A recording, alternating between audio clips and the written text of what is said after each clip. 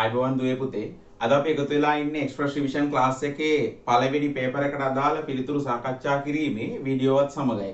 එතකොට මේ පහළ තියෙන ලින්ක් එක ඔස්සේ ඔයා මේ වෙද්දි පේපර් එක ලියලා ඒකේ ලකුණු තත්ත්වෙත් බලාගෙන අපි දැන් මේ ඇවිල්ලා ඉන්නේ මේ පේපර් එක සාකච්ඡා කිරීමට. අපි වැඩි කතාවකින් තොරව යනවා පේපර් එක පැත්තට. අපි යමු පළවෙනි ප්‍රශ්නයට. බලන්න දරුවෝ පළවෙනි ප්‍රශ්නේ කිසියම් අයිටමයක් මූල්‍ය තත්ත්ව ප්‍රකාශනයේ වත්කමක් ලෙස හඳුනා ගැනීමට අනිවාර්ය නොවන කොන්දේසිය වන්නේ කුමක්ද? එතකොට ඒකෙදි මතක තියාගන්න ඕනේ ගිණුම් කරන්න නැත්නම් අපි කියනවා මූල්‍ය වාර්තාකරණයේ සංකල්පනාත්මක රාමුවට අනුව වත්කමක මූලික ලක්ෂණ තුනක් තියෙනවා. පළවෙනි ලක්ෂණය අපි ගත්තොත් ඒ වත්කම අතීත ගනුදෙනුවක ප්‍රතිඵලයක් ලෙස හට ගන්න ඕනේ. ඒ කියන්නේ වත්කමක් වුණායින් පස්සේ අතීත ගනුදෙනුවක ප්‍රතිඵලයක් ලෙස තමයි ඒ වත්කම හටගන්නේ. ඒත් එක්කම දරුවෝ ඒ වත්කමේ අනාගත ආර්ථික ප්‍රතිලාභ ජනනය කිරීමේ හැකියාවක් තියෙන්න ඕනේ. ඒ කියන්නේ අනාගත ආර්ථික ප්‍රතිලාභ ජනනය කිරීමේ හැකියාවක් ඒ වත්කම සතුව තියෙන්න ඕනේ. තුන්වෙනි ලක්ෂණයේ විදිහට ගත්තොත් මේක තමයි ටිකක් වැදගත්ම ලක්ෂණය. ව්‍යාපාරය සතුව පාලන අයිතිය තියෙන්න ඕනේ. පාලන අයිතිය තියෙන්න ඕනේ. දැන් උදාහරණයක් විදිහට ගත්තොත් එහෙම දැන් අපි කල්බද්දට ගන්නවා මෝටර රථයක්. කල්බද්දට මෝටර රථයක් කල්බද්දක් කියන්නේ දරුවෝ ලීසින් එකක්. ලීසින් එකක් දාලා අපි මෝටර රථයක් ගන්නවා. ලීසින් එකක් දාලා මෝටර රථය ගද්දී ඒකේ සැබෑ අයිතිය අපිට නෙමෙයි තියෙන්නේ ලීසින් කම්පැනි එකට. හැබැයි ඒකේ සියලු ආර්ථික ප්‍රතිලාභ නඩත්තු කිරීම සියල්ල පැවරෙන්නේ අපිට. එතකොට ඒකේ පාලන අයිතිය තියෙන්නේ අපි සතුව. හැබැයි නිත්‍යානුකූල අයිතියක් නැහැ. ඒතකොට වත්කමක් විදිහට අපි ඒක හඳුනා ගන්නවා කල්බදු වත්කම්. එතකොට මෙන්න මේ පාලන අයිතිය තමයි ව්‍යාපාරයේ සතුව තියෙන්න ඕනේ. ඒ මූලික ලක්ෂණ තුන සංකල්පනාත්මක රාමුවට අනුව. හැබැයි ඊට අමතරව වත්කමක් කියන එක ගත්තට පස්සේ වත්කමක් විශ්වාසනීය ලෙස මුදලින් මැනිය හැකි වෙන්න ඕනේ. ඒ වත්කම නිසා ව්‍යාපාරය තුළට මුදල් ගලාගෙන ඒම් ටික වැඩි වෙන්න ඕනේ. ව්‍යාපාරයෙන් පිටතට මුදල් ගලාගෙන යෑම අවම වෙන්න ඕනේ වත්කම නිසා. හරි. අපි ඔන්න ඔය කියන කරුණු ටික ඔළුවේ තියාගෙන යනවා මේකට තියෙන පිළිතුරු පහ හොයන්න. අපි මේ පිළිතුරු පහෙන් හොයන්න ඕනේ අදාළ නොවන ලක්ෂණය මොකක්ද කියන එක. බලන්න පළවෙනි එක අයිතමයක අපේක්ෂිත අනාගත ප්‍රතිලාභ ව්‍යාපාරය විසින් පාලනය කරනු ලැබීම. ඒක නිවැරදි. දෙක එයට අනාගත ආර්ථික ප්‍රතිලාභ තිබීම. එයත් නිවැරදි. තුන්වෙනි එක බලන්න එය නීතිමය වශයෙන් ව්‍යාපාරයට අයිති වීම. දරුවෝ ඒක තමයි මේකට දාලා නිවැරදි පිළිතුර. ඒ ලක්ෂණය වැරදි. මොකද නීත්‍යානුකූල අයිතිය නෙමෙයි අපිට එන්න ඕනේ මොන අයිතියද? පාලන අයිතිය. හතරවෙනි එක බලන්න එය අතීත ගනුදෙනුවක ප්‍රතිඵලයක් වීම. ඒක නිවැරදි. පහ එහි පිරිවැය විශ්වාසනීය යුතුව මැනිය හැකි වීම. ඒක නිවැරදි. හරි. අපි යනවා දෙවෙනි ප්‍රශ්නයට. තනි ව්‍යාපාරයක අයිතිකරුගේ හිමිකමට බලපෑමක් ඇති නොකරන්නේ පහත ගනුදෙනු අතුරින් කුමන ගනුදෙනුවද?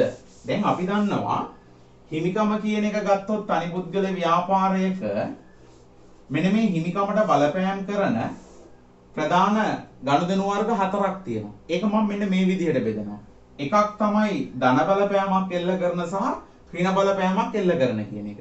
එතකොට ධන බලපෑමක් එල්ල කරන්නේ දරුවෝ අයිතිකරු ප්‍රාග්ධනය යෙදුවොත්. අයිතිකරු ප්‍රාග්ධනය යෙදවීමේදී හිමිකමට දල බලපෑමක් එල්ල කරනවා. ඒ වගේම තමයි ව්‍යාපාරයට ආදායම් උපලබ්ධි වෙද්දී, ඒ කියන්නේ උපලබ්ධි සංකල්පයට අනුව ආදායම් උපලබ්ධි වෙද්දී ඒක හිමිකමට බලපෑමක් එල්ල කරනවා ධන බලපෑමක්. ඍණ බලපෑම් එල්ල කරන විදිහට අපි ගන්නවා පළවෙනි එක අයිතිකරු විසින් පෞද්ගලික ප්‍රයෝජන රැගෙන යන දේවල් ගැනීම කියලා අපි සලකනවා. ඒත් එක්කම දරුවෝ ඊළඟට අපි ගන්නවා වියදම් කියන එක. එයත් හිමිකමට ඍණ බලපෑමක් එල්ල කරන්නේ. හරි. දැන් ඔය කරුණු ටික ඔළුවේ තියාගෙන අපි යනවා මේකේ දීලා තියෙන පිළිතුරු ටික මොනවාද කියලා බලන්න. විකුණුම් සඳහා මුදල් ලැබීම. පළවෙනි පිළිතුර තියෙන්නේ විකුණුම් සඳහා මුදල් ලැබීම. ඒ ආදායම. එහෙනම් හිමිකමට බලපෑමක් එල්ල කරනවා. දෙවැනි එක අයිතිකරු විසින් ආයෝජනය කිරීම. එයත් නිවැරදි. එයත් නිවැරදි. ඊට පස්සේ අයිතිකරු විසින් මුදල් ආපසු ගැනීම. එයත් හිමිකමට බලපෑමක් එල්ල කරනවා. හතරවෙනි එක වියදම් සඳහා මුදල් ගෙවීම. ඒකත් හිමිකමට බලපෑමක් එල්ල කරනවා. අවසාන එක නොයිපයූ ආදායම් සඳහා මුදල් ලැබීම. දරුවෝ අපි ආදායම් සැලකිල්ලට ගන්න උපලබ්ධි සංකල්පයට අනුව උපලබ්ධි වූ ආදායම් විතරයි. එහෙනම් මේකට දාලා නිවැරදි පිළිතුර 5. අපි දැන් යමු වෙනවා තුන්වෙනි ප්‍රශ්නේ දිහාට. බලන්න දරුවෝ තුන්වෙනි ප්‍රශ්නය. තුන්වෙනි ප්‍රශ්නේ තියෙන්නේ අමල් ඔහුගේ ව්‍යාපාරයට රුපියල් ලක්ෂයක අතිරේක ප්‍රාග්ධනයක් යෙදූ විට ව්‍යාපාරයේ ප්‍රාග්ධන ගිණුම බැර කර මුදල් ගිණුම හර කෙරේ. ගිණුම් වල මෙසේ සැලකීමට අදාළ වන ගිණුම් කරන සංකල්පය වන්නේ. එතකොට අපි දන්නවා අයිතිකාරයා ව්‍යාපාරයෙන් වෙන් වෙච්ච ස්වාධීන ඒකකයක් කියලා හිතලා ගිණුම් තියෙන සංකල්පය තමයි දරුවෝ ගිණුම් කරන ඒකක සංකල්පය කියන්නේ. නැත්නම් අස්තිත්ව සංකල්පය කියලා අපි ඒක හඳුන්වනවා. එතකොට මේ ගිණුම් කරන ඒකක සංකල්පයට අනුව ව්‍යාපාරය අයිතිකරුවාගෙන් මෙන්ම අනෙකුත් ව්‍යාපාරවලින්ද වෙන් වෙච්ච ස්වාධීන ඒකකයක් කියලා හිතලා තමයි අපි ගිණුම් කරන්නේදී ගිණුම් තියන්නේ. එතකොට මේ ඒකක සංකල්පය ගැන මතක් කරද්දී ඔයත් එක්කම යන පොඩි වචනයක් තියෙනවා නෛතික පුද්ගලභාවය කියලා. දරුවෝ මේ නෛතික පුද්ගලභාවය ගොඩක් දරුවෝ අපෙන් අහලා තියෙන ප්‍රශ්නයක් තමයි නෛතික පුද්ගලභාවයටමද ඒකක සංකල්පය කියන්නේ කියලා. දරුවෝ ඒකක සංකල්පයයි නෛතික පුද්ගලභාවයයි කියන්නේ වෙන් වෙච්ච සංකල්ප දෙකක්. මොකද නෛතික පුද්ගලභාවය කියන එක ව්‍යාපාරික ලියාපදිංචියත් එක්ක තමයි සම්බන්ධ වෙන්නේ. දැන් අපි උදාහරණයක් විදිහට ගත්තොත් තනි පුද්ගල හවුල් ව්‍යාපාර ගත්තොත් එහෙම ඒවට නෛතික පුද්ගලභාවයක් නැහැ. හැබැයි අපි ගිණුම්කරණය කරද්දී ඒකක සංකල්පය කියන එක ඔය දෙකටම එක වගේම බලපානවා. එතකොට නෛතික පුද්ගලභාවය කියන්නේ වරදවා තේරුම් ගන්න එපා දරුවෝ. ඒක ඒකක සංකල්පයට අදාළ වෙන්නේ නැහැ. එහෙනම් මේ තුන්වෙනි ප්‍රශ්නයට අදාළ නිවැරදි පිළිතුර වෙන්නේ රෝමි ලක්ෂණ අංක 3 ගිණුම් කරන ඒකක එහෙමත් නැත්නම් අස්තිත්ව සංකල්පය. හරි. ඊට පස්සේ අපි යනවා ගිණුම්කරණයේ මූලික අරමුණ අහනවා අපේ හතරවෙනි ප්‍රශ්නේ විදිහට. ඒතර ගිණුම්කරණයේ මූලික අරමුණ අපි දන්නවා. ගිණුම් කරන තොරතුරු කෙරෙහි ඇල්මක් දක්වන පාර්ශවයන්ට තීරණ ගැනීම සඳහා දරුවෝ තොරතුරු සැපයීමේ ක්‍රියාවලිය තමයි අපි ගිණුම්කරණය කියලා සරලව හැඳින්වුවේ. එතකොට ඔන්න ඔය ගිණුම්කරණයේ මූලිකම අරමුණ තමයි ගිණුම් කරන තොරතුරු අවශ්‍ය පාර්ශවයන්ට තීරණ ගන්න. ඒ ආර්ථික තොරතුරු සපයන එක තමයි අපේ මූලික අරමුණ. ඔන්න ඔය අරමුණට සමානව මොන පිළිතුරේද බලමු අපි මේක සඳහන් වෙලා තියෙන්නේ. පළවෙනි එක සියලු ගනුදෙනු ගිණුම් පොත්වල වාර්තා කිරීම. දෙවෙනි එක මූල්‍ය ගනුදෙනු සටහන් කිරීම, වාර්තා කිරීම හා සාරාංශ කිරීම. තුන්වෙනි එක තොරතුරු භාවිතා කරන පාර්ශවයන්ට තීරණ ගැනීම සඳහා තොරතුරු සැපීම. දැන් අපේ දරුවන්ට තේරෙනවා. එහෙනම් නිවැරදි පිළිතුර රෝමිලක් අංක 3. හරි. ඊළඟට අපි යනවා දරුවෝ පස්වෙනි ප්‍රශ්නේ දිහාවට බලන්න. ව්‍යාපාර ආයතනයක් සම්බන්ධව පහත දී ඇති තොරතුරු අතරින් වෙළඳ ණය හිමියන් කුමන තොරතුරක් කෙරෙහි වැඩිපුර ඇල්මක් දක්වනවාද කියලා අපෙන් අහනවා. එතකොට වෙළඳ ණය හිමියෝ කියන්නේ කවුද? අපි කරන් යන ව්‍යාපාරයට භාණ්ඩ හා සේවා ටික ණයට සපයන පුද්ගලයින්ට තමයි අපි කියන්නේ වෙළඳ ණය හිමියෝ කියලා. ඒගොල්ලෝ ඇයි ව්‍යාපාරයේ ගිණුම් කරන තොරතුරු කෙරෙහි ඇල්මක් දක්වන්නේ? බලන්න පළවෙනි එක දීලා තියෙනවා වර්ෂයට අදාළ ලාභය. දෙවෙනි පිළිතුර දීලා තියෙනවා වාර්ෂික ලාභාංශ. දරුවෝ වර්ෂයට අදාළ ලාභය ණය හිමියෝ ගොඩාක් ඇල්මක් දක්වන්නේ නැහැ ඒ තොරතුරු දිහා. ඒක යාට වැඩක් නැහැ. එයාට ඕනේ අපිට දීපු ණය ටික එයාට නැවත ලැබෙනවද? අපිට දීපු ණය සඳහා පොලී ලැබෙනවද? ඊට පස්සේ අපිට තවදුරටත් ණයට පාන්න සපයන්න පුළුවන්ද? අන්න ඒ කියන තොරතුරු ටික තමයි ඒ ණය හිමියෝ අපේ ව්‍යාපාරයේ ගිණුම් කරන තොරතුරු වලින් බලාපොරොත්තු වෙන්නේ. එහෙම නැතුව දෙවෙනි පිළිතුර විදිහට අපිට දීලා තියෙන වාර්ෂික ලාභාංශ ඒවා කොටස් කරව බලාපොරොත්තු වෙන්නේ. ප්‍රත්‍යාගන අතිරික්තය කොපමණද?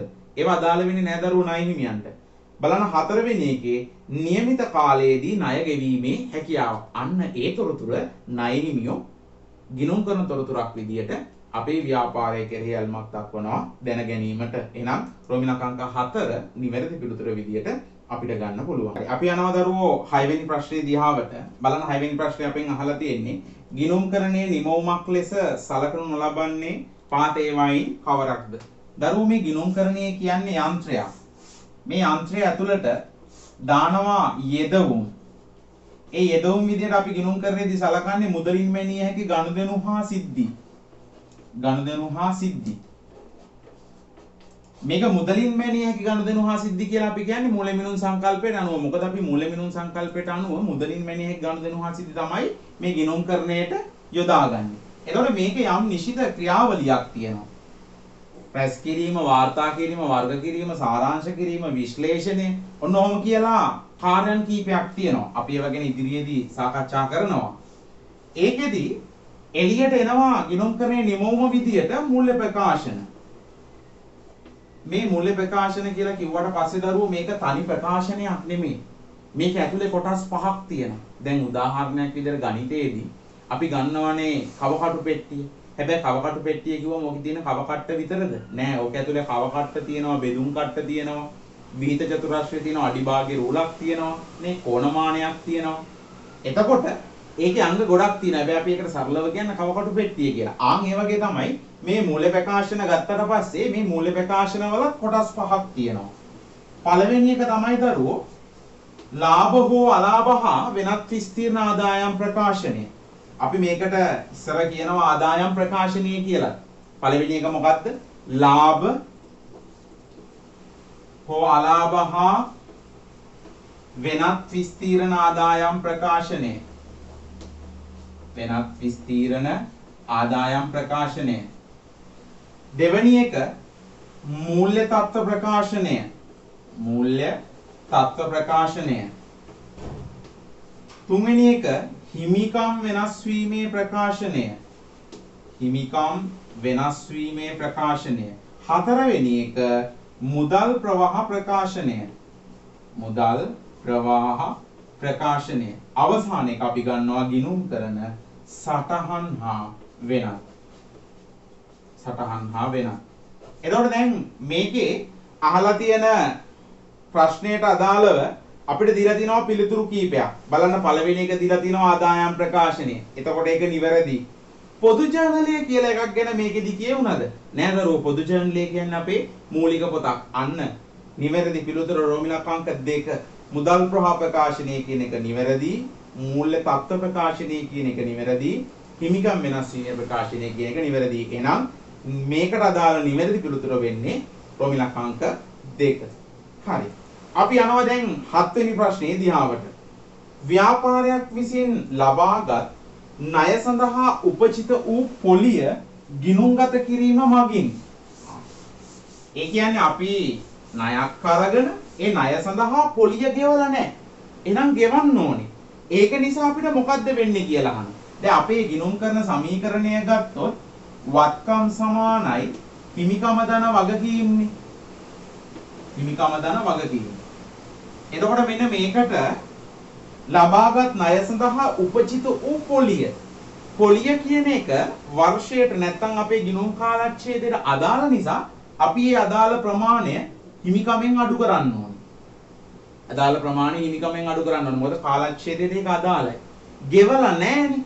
ගෙවලා නැති නිසා දරුවෝ හිමිකම අදාළ ප්‍රමාණය, වගකීම් අදාළ ප්‍රමාණය වැඩි කරන්න ඕනේ. මොකද ගෙවන්න ඕනේ. උපචිතයි. එහෙනම් උපචිතයි කියන්නේ වගකීමක්. එහෙනම් අපි මොකද කරන්න ඕනේ? වගකීම් වැඩි කරන්න ඕනේ අදාළ ප්‍රමාණයෙන්. එහෙනම් මේ උපචිත වෙච්ච පොලිය නිසා බලපෑමක් ඇති වෙන්නේ මොන මූලිකාංග දෙකටද? හිමිකමට සහ වගකීම් වලට. එහෙනම් හිමිකම අඩු වන අතර වගකීම් වැඩි වේ. එහෙම තියෙන්නේ රෝමිලක් අංක 4. එහෙම තියෙන රෝමිලක් අංක 4. එහෙනම් නිවැරදි පිළිතුර 4. අපි යනවා දැන් 8 වෙනි ප්‍රශ්නේ දිහාවට. බලන්න 2015 4.1 දින සමාගමක් රුපියල් ලක්ෂ 8කට උපකරණ ණයට අත්පත් කර ගන්නා ලදී.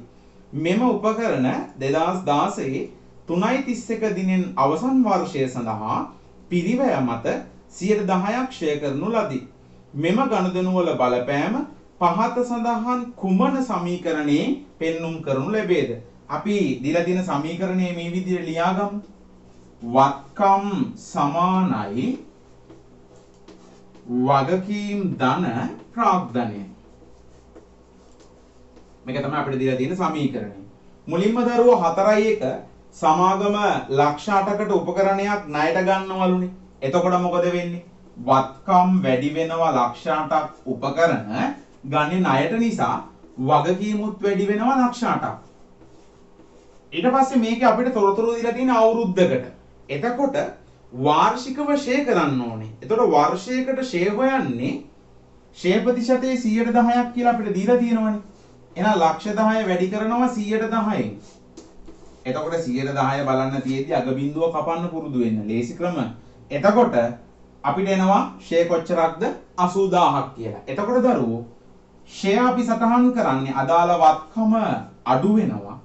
ඒත් එක්කම ෂේ කියන්නේ වියදමක් නිසා ප්‍රාග්ධනයනුත් අඩු කරනවා අපි 80000ක්. එහෙනම් අපි බලමු ශුද්ධ බලපෑම වත්කම් වැඩි වෙලා තියෙනවා 7,20,000ක්. වගකීම් වැඩි වෙලා තියෙනවා ලක්ෂ 8ක්. ප්‍රාග්ධනය අඩු වෙලා තියෙනවා 80000ක්. මෙන්න මේ බලපෑම පිළිතුරු අංක කීයද සඳහන් වෙන්නේ බලන්න දරුවෝ. පිළිතුරු අංක 3 නේ. පිළිතුරු අංක 3 සඳහන් වෙන්නේ වත්කම් වැඩි වෙලා 7,20,000යි, වගකීම් වැඩි වෙලා ලක්ෂ 8යි, ප්‍රාග්ධනය අඩු වෙලා 80000යි. එහෙනම් ඔයාලට පැහැදිලි වෙන්න ඕනේ වත්කමක් ණයට මිලට ගත්තොත්, ණයට මිලදී ගත්තොත් වත්කම් වැඩි වෙනවා, ගෙවන්න තියෙන නිසා වගකීම් වැඩි වෙනවා. ඒතර වත්කමක ෂේ කළ හැකියාගේ එහි ඵලදායී ජීව කාලය පුරා ක්‍රමානුකූලව බෙදා හැරීමට අපි කියනවා ෂේ කිරීම කියලා. එතකොට ෂේ වෙද්දී අදාළ වත්කමෙන් ටිකෙන් ටික අපි ඒක අයබාර වියදමක් විදිහට ප්‍රාග්ධනයට කපා හරින්න ඕනේ. අන්න ඒ නිසා මේ ලක්ෂ 8න් 10%ක් බලලා අපිට දොරාව 80000ක් කියලා වාර්ෂික ෂේ ප්‍රමාණය. එහෙනම් වාර්ෂික ෂේ ප්‍රමාණය අපි වත්කම් වලිනුත් අඩු කරන්න ඕනේ. වියදමක් විදිහට අපි ඒක හඳුනා ගන්න ඕනේ. එහෙනම් මේකට අදාළ නිවැරදි පිළිතුර අපි සටහන් කරගත්තා 3. හරි. දැන් අපි යන්නේ 9 වෙනි ප්‍රශ්නේ දිහාවට. හරි. බලන්න දරුවෝ ගිණුම් කරන ක්‍රියාවලියේදී පහත සඳහන් කාර්යයන් සිදු කරනු ලබන නිවැරදි අනුපිළිවෙල කුමක්? අපිට කාර්යයන් ටිකක් දීලා තියෙනවා. ගිණුම් කරන ක්‍රියාවලිය ගත්තොත් එහෙම මුලින්ම දරුවෝ ගනුදෙනුවක් හෝ සිදුවීමක් සිදු වෙනවා. ගනුදෙනුවක් හෝ සිද්ධියක් සිදු වෙනවා. ඒක සිදු වෙච්ච ගමන් අපි මූලිකවම සටහන් කරනවා මූලාශ්‍ර ලේඛනවල.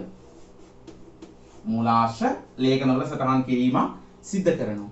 ඒ කියන්නේ මූලාශ්‍ර ලේඛන කියන්නේ ප්‍රභව ලිපි කියලාත් අපි කියනවා, මූලික ලියවිලි කියලාත් ඔකට කියනවා, සමාන නම් ගොඩක් කියනවා. හරි. මෙන්න මේ මූලාශ්‍ර ලේඛනවල සටහන් කරපුවා ඒව දිහා බලාගෙන අපි ලියනවා දරුවෝ මූලික පොත්වල. අපි ඒව සටහන් කරනවා මූලික පොත්වල. මූලික පොත්වලට කියනවා ජර්නල් කියලාත් කියනවා, උපයෝගී පොත් කියලාත් කියනවා. ඊට පස්සේ මේ මූලික පොත්වල සටහන් කරන ඒවා අපි පිටපත් කරනවා ලෙජරයට. අපි පිටපත් කරනවා ලෙජරයට. ඒ ලෙජරේ තියෙන ගිණුම් ටික තුලනය කරලා අපි පිළියෙල කරනවා ශේෂ පිරික්සුමක්. අපි පිළියෙල කරනවා ශේෂ පිරික්සුමක්. ඒ ශේෂ පිරික්සුමට ගැළපිලි කරලා අවසානයේ අපි හදනවා ගිණුම් කරන්නේ නිමවුම මූල්‍ය ප්‍රකාශන.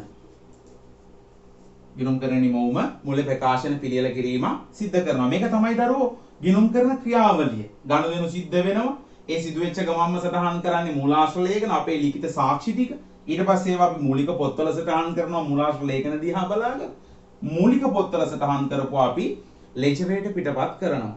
ඒතකොට ලෙජරේට පිටපත් කරද්දී ආංශික තුන ලෙජර් ක්‍රමය සහ සුවන් තුන ලෙජර් ක්‍රමය කියලා ක්‍රම දෙකක් තියෙනවා. අපි ඉදිරි පාඩම් වලදී අපි ඒ ගැන කතා කරනවා ලෙජරේ පිළියෙල කරන ආකාර කොහොමද කියන එක. ඊට පස්සේ ලෙජරේ තුලනය කරලා පියවල අපි හදනවා ශේෂ පිරික්සුමක්. ශේෂ පිරික්සුමින් අවසානයේ අපි ගැළපිලි කරලා හදනවා මොනවාද? මූල්‍ය ප්‍රකාශන. හරි. දැන් මේකේ අහනවා පළවෙනි එක විදිහට දීලා තියෙන්නේ පියවීමේ සටහන් පිළියෙල කිරීම. දෙවෙනි එක තියෙනවා ලෙජරේට ගනුදෙනු පිටපත් කිරීම. තුන්වෙනි එක තියෙනවා ජර්නල් වල ගනුදෙනු සාර්ථක කිරීම. අවසානයේ තියෙනවා මූල්‍ය ප්‍රකාශන පිළියෙල කියන්නේ. දැන් අපිට කියන අනුපිළිවෙල හදන්න කියන්නේ. එහෙනම් අපි අනුපිළිවෙල දාමු. මුලින්ම තියෙන්නේ පියවීමේ සටහන්. පියවීමේ සටහන් කියන්නේ මේ ලෙජරේ ළඟනේ දරුවෝ A. ලෙජරේට ගනුදෙනු පිටපත් කිරීම ආයක B. ජර්නල් වල ගනුදෙනු සටහන් කිරීම මේ තියෙන මූලික පොත් කියන්නේ ජර්නල් නේ C. මූල්‍ය ප්‍රකාශන පිළියෙල කිරීම D. ඔන්න තියෙනවා පිළිවෙල. එහෙනම් C, B, A සහ D. මොකද පියවීමේ සටහන් තියෙන ලෙජර් හැදුවට පස්සේ. එහෙනම් නිවැරදි පිළිතුර වෙන්නේ CBAD. එනම් පිළිතුරු රෝමි ලකාංක 4. පිළිතුර රෝමිලක අංක 4. C, B, A සහ D. අපි දැන් යොමු වෙන දරුවෝ 10 වෙනි ප්‍රශ්නේ දිහාවට ව්‍යාපාරයක ලාභය ගණනය කිරීමට යොදාගත හැක්කේ අන්න අපේ ලාභය හොයන්න. ලාභය හොයන්න පුළුවන් අපිට එකක් තමයි ආදායම් ප්‍රකාශනයකින් දරුවෝ අපිට ලාභය හොයන්න පුළුවන්. එහෙමත් නැත්නම් සුද්ධවත්කම් ප්‍රවේශයෙන්ුත් අපිට ලාභය ගණනය කරන්න පුළුවන්. දැන් මෙතන දීලා තියෙන සුද්ධවත්කම් ප්‍රවේශයේ සමීකරණය. සුද්ධවත්කම් කියන්නේ අපේ හිමිකම් නේ. හිමිකම යොදාගෙන අපේ ලාභය ගණනය කිරීමට අදාළ සූත්‍රයක් තියෙනවා. අන්නේ සූත්‍රය නිවැරදි සූත්‍රය කුමක්ද කියලායි මෙතනදී අහන්නේ. දරුවෝ අපි ලාභය ගණනය කරද්දී අපි මෙන්න මෙහෙම සුද්ධ ලාභය හෝ අලාභය සමානයි අගශුද්ධවත්කම් ඍණ මුල ශුද්ධවත්කම්. අපි මේකට ශුද්ධවත්කම් ප්‍රවේශය කියලා ගන්නෙ මොකද අපි ගන්නෙ මේකේ ශුද්ධවත්කම් අතර වෙනස. ඒ කියන්නේ හිමිකමේ කාලච්ඡේදයේ සිදුවෙච්ච වෙනස. එතකොට ওই හිමිකමේ සිදුවෙච්ච වෙනස ASCII ඔයාලට ආයෙම මතක් කරලා දෙනවා කලින් පිළිතුරට කලින් ප්‍රශ්නයකට අපිට මේකේ පැහැදිලි කිරීමක් අපි කරගත්තා. හිමිකම වෙනස් වෙන අවස්ථා 4ක් තිබ්බනේ. ප්‍රාග්ධනය යෙදවීම, ගැනිලි සිදු කිරීම, ආදායම් සහ වියදම් කියලා. එතකොට අපි දන්නවා ලාභය කියන්නේ ආදායමෙන් වියදම අඩු කරාට පස්සේ. එහෙනම් මේ හිමිකම අතර වෙනස කියන්නේ අර හතරෙම බලපෑම මේකේ ASCII තියෙනවා. එහෙනම් මේකෙන් හිමිකමේදී අපි ගැනිලි අඩු කරනවානේ. එහෙනම් ඒ ගැනිලි ටික මෙතනට එකතු කරන්න ඕනේ. මොකද මේ බලපෑම ඉවත් කරන්න නම් අපි මේ ගැනිලි ටික අඩු කරපු ගැනිලි ටික එකතු කරන්න ඕනේ. අමතර ප්‍රාග්ධනය අපි මෙතනට එකතු කරලා තියෙන්නේ. එහෙනම් බලපෑම ඉවත් කරන්න අපි දරුවෝ මේ අමතර ප්‍රාග්ධනය මෙතනින් අඩු කරන්න ඕනේ. අමතර ප්‍රාග්ධනය අඩු කරන්න. ඔන්න අපේ සුද්ධවත්කම් සමීකරණය එනවා. අග සුද්ධවත්කම් ඍණ මුල සුද්ධවත්කම් ධන ගැනිලි ඍණ අමතර ප්‍රාග්ධනය කියලා. නැත්නම් අතිරේක ප්‍රාග්ධනය කියලා. හරි. එහෙනම් ඒකට දාලා නිවැරදි පිළිතුර තියෙනවා රෝමිලක අංක 4. අවසාන සුද්ධවත්කම් ඍණ ආරම්භක සුද්ධවත්කම් ධන ගැනිලි ඍණ අතිරේක ප්‍රාග්ධනය. හරි. අපි යනවා 11 වෙනි ප්‍රශ්නේ දිහාවට. රුපියල් 15000ක් වටිනා භාණ්ඩ 120ක වෙළඳ වට්ටමකට යටත්ව ණයට මිලදී ගන්නා ලදී. පසුව මුදල් ගෙවීමේදී 10%ක මුදල් වට්ටමක්ද හිමි විය. මෙම ගනුදෙනුවට අදාළ ගැනුම් ගිණුමේ සටහන් කළ යුතු වටිනාකම කුමක්ද? බොරුවට විස්තර ගොඩක් දෙනවා. අපි වට්ටම් ගැන පොඩ්ඩක් කතා කරොත් මේ වට්ටම් ප්‍රධාන කොටස් දෙකයි. එකක් තමයි දරුවෝ වෙළඳ වට්ටම්, අනිත් එක තමයි මුදල් වට්ටම්. එකක් වෙළඳ වට්ටම්, අනිත් එක මුදල් වට්ටම්. එතකොට වෙළඳ වට්ටම් කියන එක ගත්තොත් අපි ඒක ගිණුම්ගත කරන්නේ අපි ගණනය කරනවා වෙළඳ වට්ටම. හැබැයි ගිණුම්ගත කරන්නේ නැහැ. ඒ කියන්නේ වෙළඳ වට්ටම අඩු කරාට පස්සේ නාගේ තමයි අපි ගිණුම්ගත කිරීමක් සිද්ධ කරන්නේ. මුදල් ගෙවීමේදී සහ ලැබීමේදී කරන ලබන අඩු කිරීමක් තමයි අපි මුදල් වට්ටම් යටතේදී කතා කරන්නේ. ඒතර මුදල් වට්ටම් විදිහට තමයි අපි ගන්නෙ දුන් වට්ටම් සහ ලද වට්ටම් කියලා. අපි ණය ගැතියන්ට දෙන වට්ටම දුන් වට්ටම් ලෙසත් ණය හිමියන්ගෙන් අපිට ලැබෙන වට්ටම ලද වට්ටම් විදිහට අපි සැලකිල්ලට ගන්නවා. එතකොට දුන් වට්ටම් කියන්නේ ව්‍යාපාරයට වියදමක් වෙනවා. ලද වට්ටම් කියන්නේ ව්‍යාපාරයට ආදායමක් වෙනවා. ඒ පුංචි මතක් කිරීමක් කරේ අපි වට්ටම් පිළිබඳව. හරි. එතකොට මේකෙදි අපෙන් අහන්නේ 15000ක් වටින භාණ්ඩ ටික ගන්නවලු. හැබැයි 120ක වෙළඳ වට්ටමකට යටත්ව තමයි ගන්නෙ. එහෙනම් දරුවෝ ගැනුම් විදියට අපි සලකන්න ඕනේ වෙළඳ වට්ටම අඩු කරාට පස්සේ ලැබෙන ආගය. ඒ කියන්නේ ලකුණු කරපු මිලෙන් කරනු ලබන අඩු කිරීම අඩු කරාට පස්සේ ලැබෙන ආගය. එහෙනම් ගන්නේ 15000ට ඒකෙන් අඩු කරනවා වෙළඳ වට්ටම 120ක්. දැන් අපි 110 හොයන්න දන්නවා. 110 හොයන්නේ කොහමද? අග බිඳුව කපලා. එහෙනම් 15000ට 110ක් කියන්නේ 1500යි. එහෙනම් ඒ වගේ දෙගුණයක් නේ 120 කියන්නේ. එහෙනම් කීයක්ද? 3000ක් අඩු කරන්න. එහෙනම් ගැනුම් ගිණුමේ සටහන් කරන්න ඕනේ මේක කීයක් විදිහටද? 12000ක් විදිහට. එහෙනම් නිවැරදි පිළිතුර වෙන්නේ රෝමිලක අංක 3. නිවැරදි පිළිතුර වෙන්නේ රෝමිලක අංක 3. එහෙනම් මෙතනදී ඔයාගේ ඔලුවට ගන්න තියෙන එකම එක දෙයයි ගැනුම් හරි විකුණුම් හරි විදිහට අපි හැම වෙලේම ගන්නෙ මොකක් අඩු කරාට පස්සේ නාගයද? වෙළඳ වට්ටම අඩු කරාට පස්සේ නාගය. මොකද හේතුව වෙළඳ වට්ටම අපි ගිණුම්ගත කරන්නේ නැති නිසා. හරි. අපි යනවා 12 වෙනි ප්‍රශ්නේ දිහාවට. බලන්න දරුවෝ 12 වෙනි ප්‍රශ්නේ.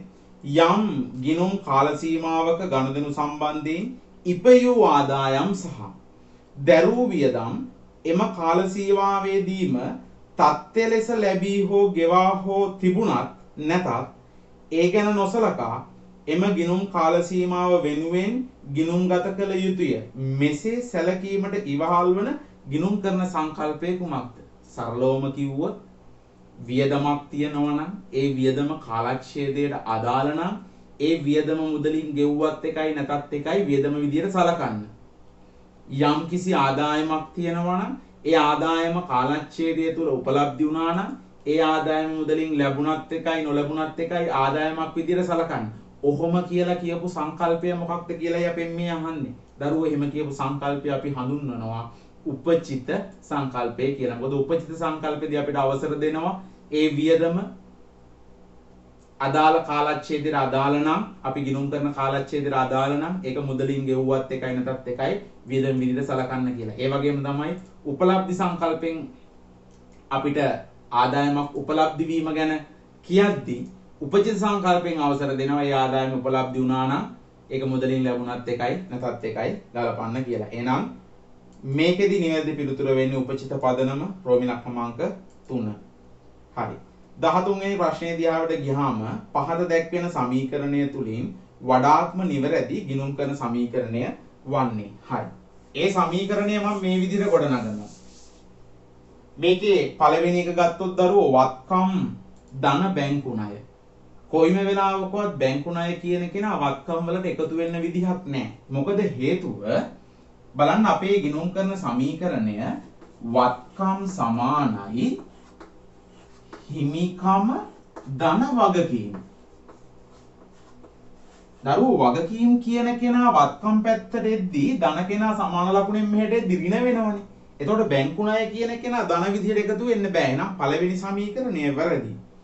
දෙවෙනි එක ගත්තොත් එහෙම ජංගම නොවන වත්කම් ධන ජංගම නොවන වගකීම්. මම කිව්වා වගකීම් වත්කම් වලට එකතු වෙන්න විදිහක් නැහැ. එහෙනම් ඒකත් වැරදි. තුන්වෙනි එක ජංගම නොවන වත්කම් ධන ජංගම වත්කම්. ඒක හරි. සමානයි ප්‍රාග්ධනය ඍණ අමතර ප්‍රාග්ධනය ධන ජංගම වගකීම්. කෝ ජංගම නොවන වගකීම් නෑනේ. ඒ පිළිතුරක් වැරදි. හතරවෙනි එක ගත්තොත් එහෙම වත්කම් ධන වියදම් සමානයි ප්‍රාග්ධනය ධන ආදායම් ධන වගකීම්. මට හිතෙනවා පොඩ්ඩක් නිවැරදි වගේ. බලමු අපි මේ සමීකරණය කොහොමද හැදුනේ කියලා. දරුවෝ මෙන්න මේ හිමිකමට තමයි අපි ආදායම් වියදම් කියන දෙක ගැලපුවේ. ඒ කියන්නේ හිමිකමට ආදායම් එකතු කළා වියදම් අපි අඩු කළා. එකගනේ මාත් එක්ක ඕගොල්ලෝ. හරි. එතකොට අපි දැන් මේකේ සමීකරණය පොඩ්ඩක් විහිදුවලා ලියා ගන්නවා මේ විදිහට. වත්කම් සමානයි හිමිකම ධන ආදායම ඍණ වියදම ධන වගකීම්. ඔන්න සමීකරණය පොඩ්ඩක් විහිදුවලා ලියුවා. දැන් මේ ඔක්කොම ධන තියෙන්නේ. මෙයා විතරක් ඍණ. ඉතින් මම මෙයාව සමාන ලකුණේ මේ පැත්තට ගේනවා. එතකොට මොකද වෙන්නේ මේ?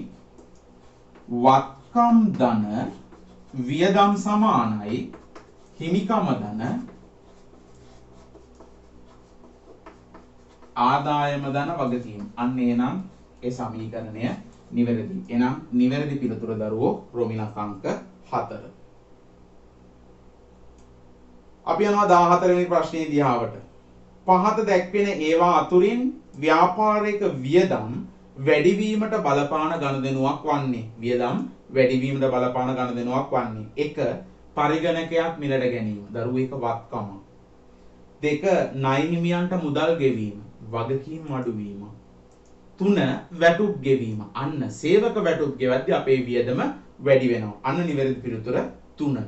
බැංකු ණය ආපහු ගෙවද්දී වගකීම් අපේ අඩු වෙනවා. වට්ටමක් ලැබෙද්දී අපේ ආදායම් වැඩි වෙන්නේ. එහෙනම් නිවැරදි පිළිතුර රෝමිලක් අංක 3.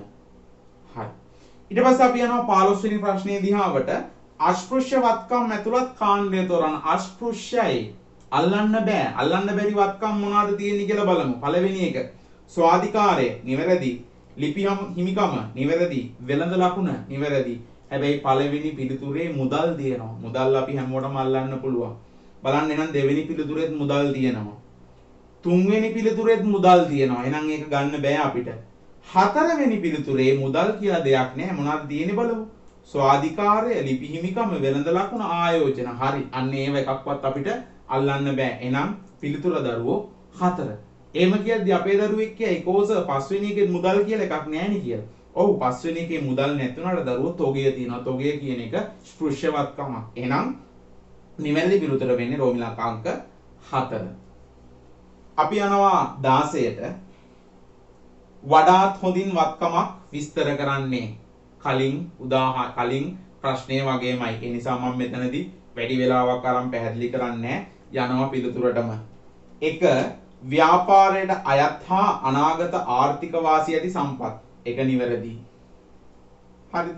හැබැයි වඩාත් හොඳින් මේකේ තියෙන වඩාත් හොඳින් ඒක හරි. ව්‍යාපාරයට අයත් අනාගත ආර්ථික වාසිය ඇති සම්පත් ඒක හරි. හැබැයි වඩාත් හොඳින්ම ඒක කියනවාද කියලා අපි බලමු.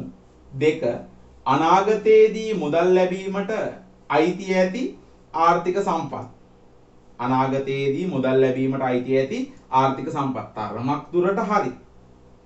3 වෙනි එක ව්‍යාපාරයේ විසින් පාලනය කරන අනාගතයේදී ආර්ථික වාසි ලැබෙන සම්පත්. අන්න ඔයාලට මම කිව්වා වැදගත් ලක්ෂණය. මතකනේ අර පාලනය කරන ව්‍යාපාරයට පාලන අයිතියක් තියෙන්න ඕනේ කියලා. එහෙනම් මේක වඩාත්ම හොඳින්ම වත්කමක් කියන එක නිර්වචනය කරන්න දරුවෝ 3 වෙනි එකේ. එහෙනම් 16ට නිවැරදි පිළිතුර 3. හරි. අපි යනවා 17 වෙනි ප්‍රශ්නේ දිහාවට. බලන්න රුපියල් ලක්ෂයකට තිබූ තොගයක් රුපියල් 1,20,000කට අලෙවි කළ විට මොකද වෙන්නේ කියලා අපෙන් අහන්න. අපි බලමු මොකද වෙන්නේ කියලා. මෙන්න අපේ ගිණුම් කරන සමීකරණය. වත්කම් සමානයි හිමිකම ධන වගකීම්. ලක්ෂයකට තිබ්බ තොගයක් 1,20,000කට අලෙවි කරනවලු. එහෙනම් ගබඩාවේ තියෙන තොගය අඩු වෙනවා ලක්ෂයක්. නේ අපේ භාණ්ඩ තොගය අඩු වෙනවා ලක්ෂයක්. ඒක විකුණන්නේ දරුවෝ 1,20,000කට. එහෙනම් අපේ අතර සල්ලි ලැබෙනවා 1,20,000. අතර සල්ලි ලැබෙනවා 1,20,000. ඒත් එක්කම වැඩෙන් ලාභයි කීයක්ද? 20,000ක්. ලක්ෂයකේව 1,20,000කට විකුණද්දි වැඩෙන් 20,000ක් ලාභයි. තනි පුද්ගල ව්‍යාපාරයක ලාභය අයිතිකාරයට අපි දෙන්නේ. එහෙනම් හිමිකම වැඩි වෙනවා 20,000යි. අපෙන් මේකෙදි සුද්ධ බලපෑම අහන්නේ. බලමු මොකද වෙන්නේ කියලා. වත්කම් වැඩි වෙලා තියෙනවා 20,000කින්, හිමිකමත් වැඩි වෙලා තියෙනවා 20,000කින්. එතකොට දරුවෝ බලන්න වත්කම් අඩුවීම ලක්ෂයයි ප්‍රාග්ධනය වැඩිවීම 20,000යි. පළවෙනි පිළිතුර වැරදි. එතකොට 2. වත්කම් වැඩිවීම 1,20,000යි ප්‍රාග්ධනය වැඩිවීම 1,20,000යි. වැරදිනේ.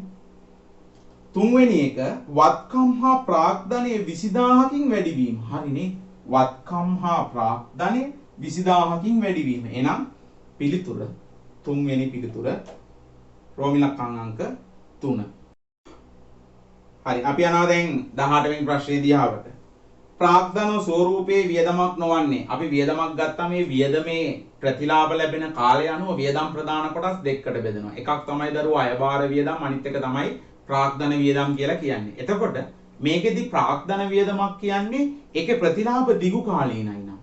ප්‍රතිලාභ ලැබෙන්නේ අපිට දිගු කාලීනව ප්‍රතිලාභ ලැබෙනවා නම් අපි ඒකට කියනවා ප්‍රාග්ධන වියදමක් කියලා. හැබැයි වියදමේ ප්‍රතිලාභ කෙටි කාලීනයි නම් අපි ඒකට කියනවා අයභාර වියදමක් කියලා. එතකොට මේකේ අපි බලමු ප්‍රාග්ධන ස්වරූපයේ වියදම් මොනවාද කියලා. උපකරණ මිලට ගැනීම. ඒතර උපකරණ මිලට ගත්තට පස්සේ ඒකේ ප්‍රතිලාභ දිගු කාලීනව තියෙනවා. එහෙනම් ඒක ප්‍රාග්ධන වියදමක්. උපකරණ ගෙනීමේ කුලිය යම් කිසි වත්කමක් ප්‍රථම ඇනවුමේ සිට අපි කියන ඇනවුම් කරන අවස්ථාවේ සිට ප්‍රථම වරට භාවිතා කරන වේලාව දක්වා දරන සියලු වියදම් අපි කියනවා ඒක ප්‍රාග්ධන වියදමක් කියලා. උදාහරණයක් විදිහට අපි මෝටර රථයක් ගත්තොත් එහෙම ඒ මෝටර රථේ පිට රටින් අපි ඇනවුම් කරනවා නම් ඒ ඇනවුම් කරන්න ගිය වියදම, ඒක නැව්ගත කරලා ලංකාවට ගේන්න ගිය වියදම, ඊට පස්සේ ඕකට ගෙවන බදු ප්‍රමාණය නේ අපිට ඒව නැවත ලැබෙන්නේ නැහැ. ඒ බදු නැවත ලැබෙන බදු දිනනවා නම් අපි ඒව සැලකිල්ලට ගන්නෙ නැහැ.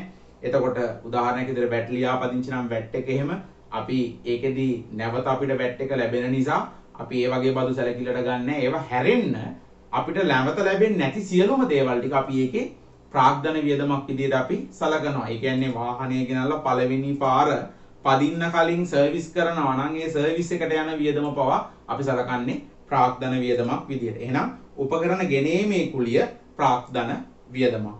ඉඩම් මිලට ගැනීම ප්‍රාග්ධන වියදමක්. ගොඩ නැගිලි අලුත් වැඩියා කිරීම දරුවෝ අන්න ප්‍රතිලාභ කෙටි කාලීනයි අයබාර වියදම. එනම් පිළිතුර 4. පස්වෙනි එක බලන්න. මෝටර රථයක් භාවිතයට පෙර කරන ප්‍රථම අලුත් වැඩියාව. ඒක මම ඔයාලට කිව්වා. ඒක මතක තියාගන්න ලේසි. ඇනවුම් කරන අවස්ථාවේ සිට ප්‍රථම භාවිතය දක්වා දරන ලබන වියදම් වලට අපි කියනවා ප්‍රාග්ධන වියදම් කියලා. ඒ සරලව මතක තියාගන්න ක්‍රමයක් තමයි ඔයාලට මම මේ කිව්වේ. හරි. 19 වෙනි ප්‍රශ්නෙට අපි යනවා. ගනුදෙනු හා සිද්ධීන් ගිණුම් කරන ක්‍රියාවලට ඇතුළත් කිරීමෙන් ලබා ගනුයේ මොනවාද? නිමවුම මූල්‍ය ප්‍රකාශන. එනම් උත්තරේ 1 මූල්‍ය ප්‍රකාශනයන්ය. 20 ගිණුම් කරණයේ නව ප්‍රවණතාවයක් වන්නේ. නව ප්‍රවණතාවයක් කියන්නේ අලුත් ප්‍රවණතාවයක්. මොනවාද මේ ගිණුම් කරණයේ? පරිගණකගත ගිණුම් තැබීම නේ. සමාජ වගකීම් ගිණුම් කරණයේ, උද්දමනකාරී ගිණුම් කරණයේ, ඔන්න ඔය වගේ දේවල් දරුවෝ ගිණුම් කරණයේ දැන් අලුතෙන් තියෙන ට්‍රෙන්ඩ් එක. එහෙනම් එහෙම ප්‍රවණතාවයක් වන්නේ කුමක්ද කියලා අහන්නේ. සමාගම් ගිණුම් කරන්නේ නව ප්‍රවණතාවයක් නෙමෙයි දරුවෝ. පිරිවැය ගිණුම් කරන්නේ නව ප්‍රවණතාවයක් නෙමෙයි. අන්න තුන්වෙනි එක සමාජ වගකීම් ගිණුම් කරන්නේ නව ප්‍රවණතාවයක්. ක්‍රමිලක අංක 3 ජාතික ගිණුම් කරන්නේ නව ප්‍රවණතාවයක් නෙමෙයි. හවුල් ව්‍යාපාර ගිණුම් කරන්නේ නව ප්‍රවණතාවයක් නෙමෙයි. නව ප්‍රවණතාවයක් මෙතන තියෙන්නේ මොකක්ද? සමාජ වගකීම් ගිණුම් කරන්නේ. හරි. 21 මූල්‍ය ගිණුම් කරන තොරතුරු ඉදිරිපත් කරන්නේ මූල්‍ය ගිණුම් කරන තොරතුරු තුලින් ඉදිරිපත් කරන්නේ දරුවෝ මූල්‍ය ගිණුම් කරන්නේදී අපි ඉදිරිපත් කරන්නේ මොන තොරතුරුද? අතීත තොරතුරු. අපි ඒකට යොදාගන්නේ අතීත තොරතුරු. අන්නේ අතීත තොරතුරු වලින් තමයි අපි මොනා කරන්නේද? ගනුදෙනු හා සිද්ධි ටික යොදාගෙන, ඒ කියන්නේ ගනුදෙනු හා සිද්ධි සියල්ල අතීත තොරතුරු ටික යොදාගෙන ගිණුම් කරන ක්‍රියාවලියකට වාචනය කරලා නිමවුම් විදියට මූල්‍ය ප්‍රකාශන එළියට දෙන්නේ අතීත තොරතුරුත් සමග. එතකොට කළමනාකරන ගිණුම් කරන්නේදී තමයි අතීත මෙන්ම පුරෝකථනය කරපු තොරතුරු අපි යොදාගන්නේ. එතකොට මතක තියාගන්න ගිණුම් කරණයේ ප්‍රධාන කොටස් දෙකයි. එකක් මූල්‍ය ගිණුම් කරණය, අනිත් එක කළමනාකරන ගිණුම් කරණය. එතකොට මූල්‍ය ගිණුම් කරණයේදී අපි සපයන්නේ මොන තොරතුරුද? අතීත තොරතුරු. එහෙනම් නිවැරදි පිළිතුර දරුවෝ රෝමිලක අංක 3. අපි යනවා 22 වෙනි ප්‍රශ්නේ පැත්තට. බලන්න දරුවෝ සංගතතාවය යන්නේ අදහස් වන්නේ කුමක්ද? සංගතතාවය කියන්නේ හොඳින් මතක තියාගන්න අපි මූල්‍ය ප්‍රකාශන පිළියෙල කරද්දී යොදා ගන්නවනේ අපි ගිණුම් කරන ප්‍රතිපත්ති. ඒ ගිණුම් කරන ප්‍රතිපත්ති ගිණුම් කාලච්ඡේද අතර ඒකාකාරීව යොදා ගන්න ඕනේ කියන එක තමයි දරුවෝ සංගතතාවයෙන් කියන්නේ. එහෙම නැති වුණොත් සංගතතාවයක් නැති වුණොත් අපිට ගිණුම් වාර්තා සැසඳීමක් සිද්ධ කරන්න බෑ. දැන් උදාහරණයක් විදිහට මෙහෙම ගන්න. අපි ෂෙයා කිරීමේදී සරල මාර්ග ක්‍රමය සහ හීනවන ශේෂ ක්‍රමය කියලා ක්‍රම දෙකක් තියෙනවනේ.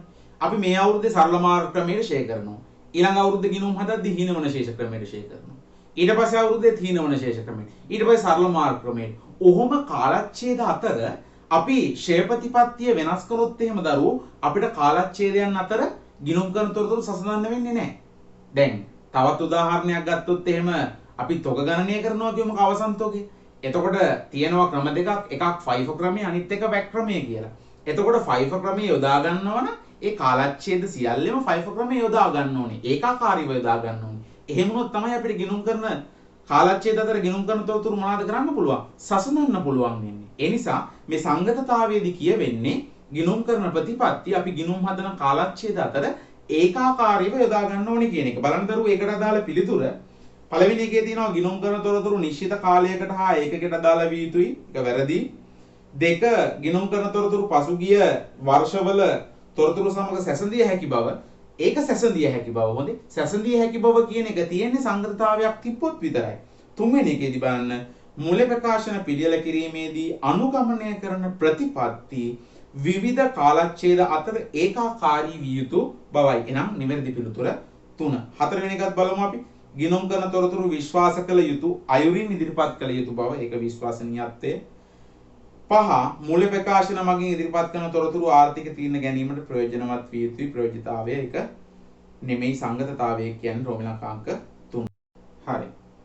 23 වෙනි ප්‍රශ්නේ බලන්න දරුවෝ අපිට කියලා තියෙනවා කසුන් විසින් ලක්ෂ 5ක් යොදා ව්‍යාපාරයක් ආරම්භ කරන ලදී. ඔහු විසින් රුපියල් ලක්ෂ 2ක් වටිනා ලීබඩු රුපියල් 75000ක් ගෙවා ඉතිරිය පසුව ගෙවීමේ පොරොන්දුව පිට මිලදී ගන්නා ලදී.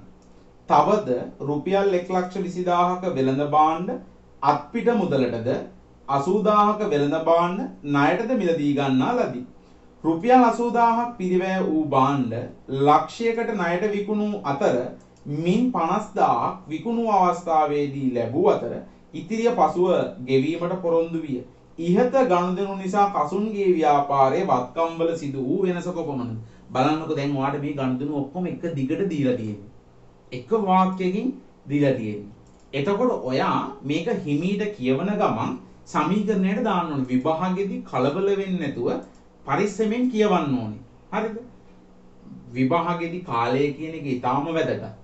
හරිද? කාලය වැදගත් කියලා දරුවෝ තියෙන ලකුණු ටික නැති කරගෙන විභාගෙ ලියලා තේරුමක් නැහැ. හරිද? ඒ නිසා කියවන ප්‍රශ්නය හොඳින් අවබෝධයෙන් යුතුව කියවන්න ඕනේ. හරිද? එහෙම නැතුව ඉක්මනට හරි අපි කියවුවා ඒක ලියනවා එහෙම කියලා හරියන්නේ නැහැ. හරිද? ඒ නිසා ඔන්න අපි ගාන කියවන ගම අදාළ පිළිතුරු ටික ලබා ගන්නයි හදන්නේ. ඔන්න එහෙනම් මං සමීකරණේ ලියා ගන්නවා වත්කම් සමානයි හිමිකම ධන වගකීම් කියලා. දැන් අපි මේකට එකින් එක මේගොල්ලෝ කියලා තියෙන ගනුදෙනු ටික අපි දාගමු. කසුන් විසින් ලක්ෂ 5ක් යොදා ව්‍යාපාරයක් ආරම්භ කරන ලදී. ඔන්න පළවෙනි එක දැම්මා. අයිතිකාරයා ප්‍රාග්ධනය යොදවනවා. හිමිකමත් වැඩි වෙනවා ලක්ෂ 5යි, වත්කමුත් වැඩි වෙනවා ලක්ෂ 5යි. ඔහු විසින් ලක්ෂ 2ක් වටිනා ලී බඩු රුපියල් 75000ක් ගෙවා ඉතිරිය පසුව ගෙවීමේ පොරොන්දුව පිට මිලදී ගන්නා ලදී. දරුවෝ ලක්ෂ 2ක ලී බඩු අරගෙන. එනම් වත්කම් වැඩි වෙනවා ලක්ෂ 2යි ලී බඩු. හැබැයි ගද්දී 75000ක් මුදල් ගෙවලා. එහෙනම් අපේ මුදල් අඩු වෙනවා 75000. ඉතිරි ටික පස්සේ ගෙවන්නම් කියලා තින්නේ. ඒ කියන්නේ අපේ වගකීම් වැඩි වෙනවා 125000. වගකීම් වැඩි වෙනවා 125000. ඊට පස්සේ බලන්න තවද රුපියල් 120000ක වෙළඳ භාණ්ඩ අත්පිට මුදලටද. එහෙනම් භාණ්ඩ අරගෙන අත්පිට මුදලට 120000යි ණයට 80000යි. එතකොට ඔක්කොම භාණ්ඩ අරන් අපි ලක්ෂ 2ක. ඒකෙන් එවෙලේම සල්ලි දීලා තියෙන්නේ 120000යි ඉතිරි ටික පස්සේ දෙන්නම් කියලා. එහෙනම් පස්සේ දෙන්නම් කියන්නේ වගකීමක්. එහෙනම් මොන අපේ වගකීම් වැඩි වෙනවා 80000. ඊළඟට පිරිවැය 80000ක් වෙච්ච භාණ්ඩ ලක්ෂයකට ණයට විකුණලා. හැබැයි ඒකෙන් 50000ක් ඒ අවස්ථාවේදීම ලැබිලා. ඒ කියන්නේ ණයට විකුණලා තියෙන 50000ක් කියන එකනේ. එහෙනම් 80000ක භාණ්ඩ ලක්ෂයකට විකුණලා 50000ක් අත්පිට 50000ක් ණයට. එහෙනම් භාණ්ඩ අපේ අඩු වෙනවා 80000ක්. මොකද 80000ක භාණ්ඩ අපි විකුණනවනේ. 80000ක භාණ්ඩ විකුණන නිසා භාණ්ඩ අඩු වෙනවා 80000යි. මුදල් ලාච්චුවට සල්ලි වැටෙනවා 50000. ඒත් එක්කම දරුවෝ ණය ගැතියොත් වැඩි වෙනවා 50000. ඒතර 80000ක භාණ්ඩ ලක්ෂයකට වික්කම වැඩේ ලාභයි 20000ක්. ලාභය දෙන්නේ අපි අයිතිකාරයට. ඔච්චරයි. අපෙන් අහන්නේ වත්කම් වල සිදුවෙච්ච වෙනස. ඉතින් මොකද කරන්න තියෙන්නේ? ඔයාලට කැල් එක ගෙනියන්න පුළුවන් විභාගෙට දැන්. ඒ නිසා ඉක්මනට ධන ටික ගත්තා ධන විදියට ඍණ ටික ගත්තා ඍණ විදියට බලන්න වෙනසෙන්නේ කීයක්ද කියලා. ඉතා ඉක්මනින් බලන්න. එතකොට ඔයාලට එනවා වත්කම් වැඩි වෙනවා 7,25,000කින්. වත්කම් වැඩි වෙනවා 7,25,000කින්. හරි. හරි අපි 24 වෙනි ප්‍රශ්නේ දිහාවට යනවා. බලනදරුවෝ ගිණුම්කරණයේ ප්‍රධාන ප්‍රභේද දෙක කුමක්ද කියලා අහන්නේ. ගිණුම්කරණයේ ප්‍රභේද ගොඩක් තියෙනවා. හැබැයි අපි ගිණුම් කරන තොරතුරු වල අවශ්‍යතාවයන් මත ඔයාගේ නව විෂයක දේශිත ගිණුම්කරණයේ ප්‍රධාන කොටස් දෙකකට බෙදනවා. එකක් තමයි අපි කතා කරා මුල ගිණුම්කරණය. අනිත් එක තමයි දරුවෝ කළමනාකරන ගිණුම්කරණය. එතකොට මේකේ නිවැරදි පිළිතුරු විදියට තියෙනවා බලන්න. හතරවෙනි පිළිතුරේ කළමනාකරන ගිණුම්කරණය හා මූල්‍ය ගිණුම්කරණය. හරි. 25 වෙනි ප්‍රශ්නේ දිහාවටයි අපි යන්නේ. හෙළිදරව් කිරීම හෝ නොකිරීම නිසා ආර්ථික තීරණ ගන්නා පාර්ශවයන්ගේ තීරණවලට බලපෑම් ඇති කරන තොරතුරු. දරුවෝ අපි ආර්ථික තීරණ ගන්නා පාර්ශවයන්ට බලපෑමක් ඇති කරන්නේ මොන තොරතුරුද? ප්‍රමාණාත්මක තොරතුරු. තොරතුරු ප්‍රධාන කොටස් දෙකයිනේ. එකක් ප්‍රමාණාත්මක තොරතුරු සහ ප්‍රමාණාත්මක නොවන තොරතුරු. ඒතකොට තීරණ ගන්නා පාර්ශවයන්ට අවශ්‍ය වෙන්නේ මොන තොරතුරුද? ප්‍රමාණාත්මක තොරතුරු. එතකොට මේකට අදාළ වෙන නිවැරදි පිළිතුර වෙන්නේ කීයද? රෝමිලක අංක 5. 26 වෙනි ප්‍රශ්නේ දිහාවටයි අපි යන්නේ. බලන්න කසුන් හා නිමල් විසින් පවත්වාගෙන යන හවුල් ව්‍යාපාරයේ ගිණුම් තැබීමේදී කසුන්ගේ හා නිමල්ගේ පෞද්ගලික ආදායම් බදු ගෙවීම වියදමක් ලෙස නොසලකා ඇත. මෙසේ වියදමක් ලෙස නොසලකා ඇත්තේ අපි හැම වෙලෙම කතා කරපු මොන සංකල්පය නිසාද? අයිතිකාරයාගේ වියදම් අයිතිකාරයා විසින් ගෙවිය යුතුයි. ඒවා ව්‍යාපාරට අදාළ කරගන්න අවශ්‍ය නැහැ කියලා කිව්වේ මොන සංකල්පයෙන්ද? ඒකක සංකල්පයෙන්. මොකද ඒකක සංකල්පෙදි කියනවා ව්‍යාපාරය සහ අයිතිකරුවා ගෙන් වෙන් වෙච්ච ස්වාධීන ඒකකයක් කියලා ව්‍යාපාරය කියන්නේ. හරි. හරි අපි යනවා ඊළඟට 27 වෙනි ප්‍රශ්නයට. බලන්න දරුවෝ 27 වෙනි ප්‍රශ්නය. ව්‍යාපාරය රුපියල් 6000ක ණය හිමියන්ට රුපියල් 5000ක මුදලක් අයිතිකරු විසින් ව්‍යාපාරය වෙනුවෙන් ගෙවා ඇති අතර ණය හිමියා විසින් සමස්ත ණය මුදල පියවා දැමීමට එකඟ වී ඇත. ඉහත ගනුදෙනු සටහන් කිරීම නිසා වන නිවැරදි බලපෑම වන්නේ. ඒ කියන්නේ ව්‍යාපාරයේ රුපියල් 6000ක ණය හිමියෙක්ට අයිතිකාරයා 5000ක් දීලා. ඒ සම්පූර්ණ ණය පියවීමක් විදියට. එහෙනම් අපිට රුපියල් 1000ක මොකද්ද ලැබිලා තියෙන්නේ? වට්ටමක් ලැබිලා. එහෙනම් අපි බලමු අපේ ගිණුම් කරන සමීකරණේ ඒක කොහොමද බලපාන්නේ කියලා. වත්කම් සමානයි හිමිකම ධන වගකීම. වත්කම් සමානයි හිමිකම ධන වගකීම. එතකොට දරුවෝ මෙන්න මේ සමීකරණයට අපි දැන් මේ ගනුදෙනුව බලපාන විදිය කොහොමද කියලා බලමු.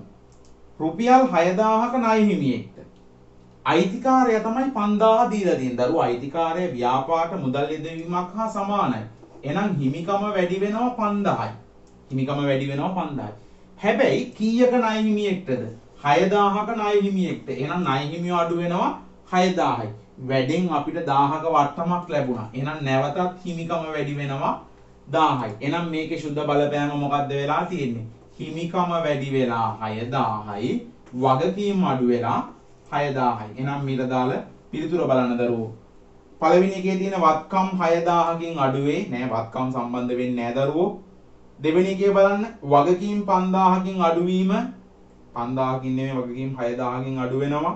තුන්වෙනි පිළිතුරේ වගකීම් 6000කින් අඩුවීම හා ස්කන්ධය 5000කින් වැඩිවීම හා වත්කම් 1000කින් අඩුවීම. වත්කම් වලට බලපෑමක් නෑ. එහෙනම් නිවැරදි පිළිතුර වෙන්නේ හතරවෙනි එක බලන්න දරුවෝ.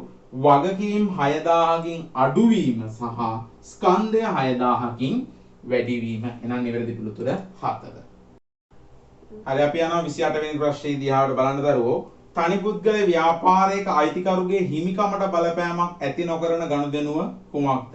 එහෙනම් එක තියෙනවා භාණ්ඩ ණයට විකිණීම. ඒක හිමිකමට බලපෑමක් වෙනවා. නොයිපයූ ආදායමක් සඳහා මුදල් ලැබීම. අන්න පිළිතුර දෙවෙනි පිළිතුර.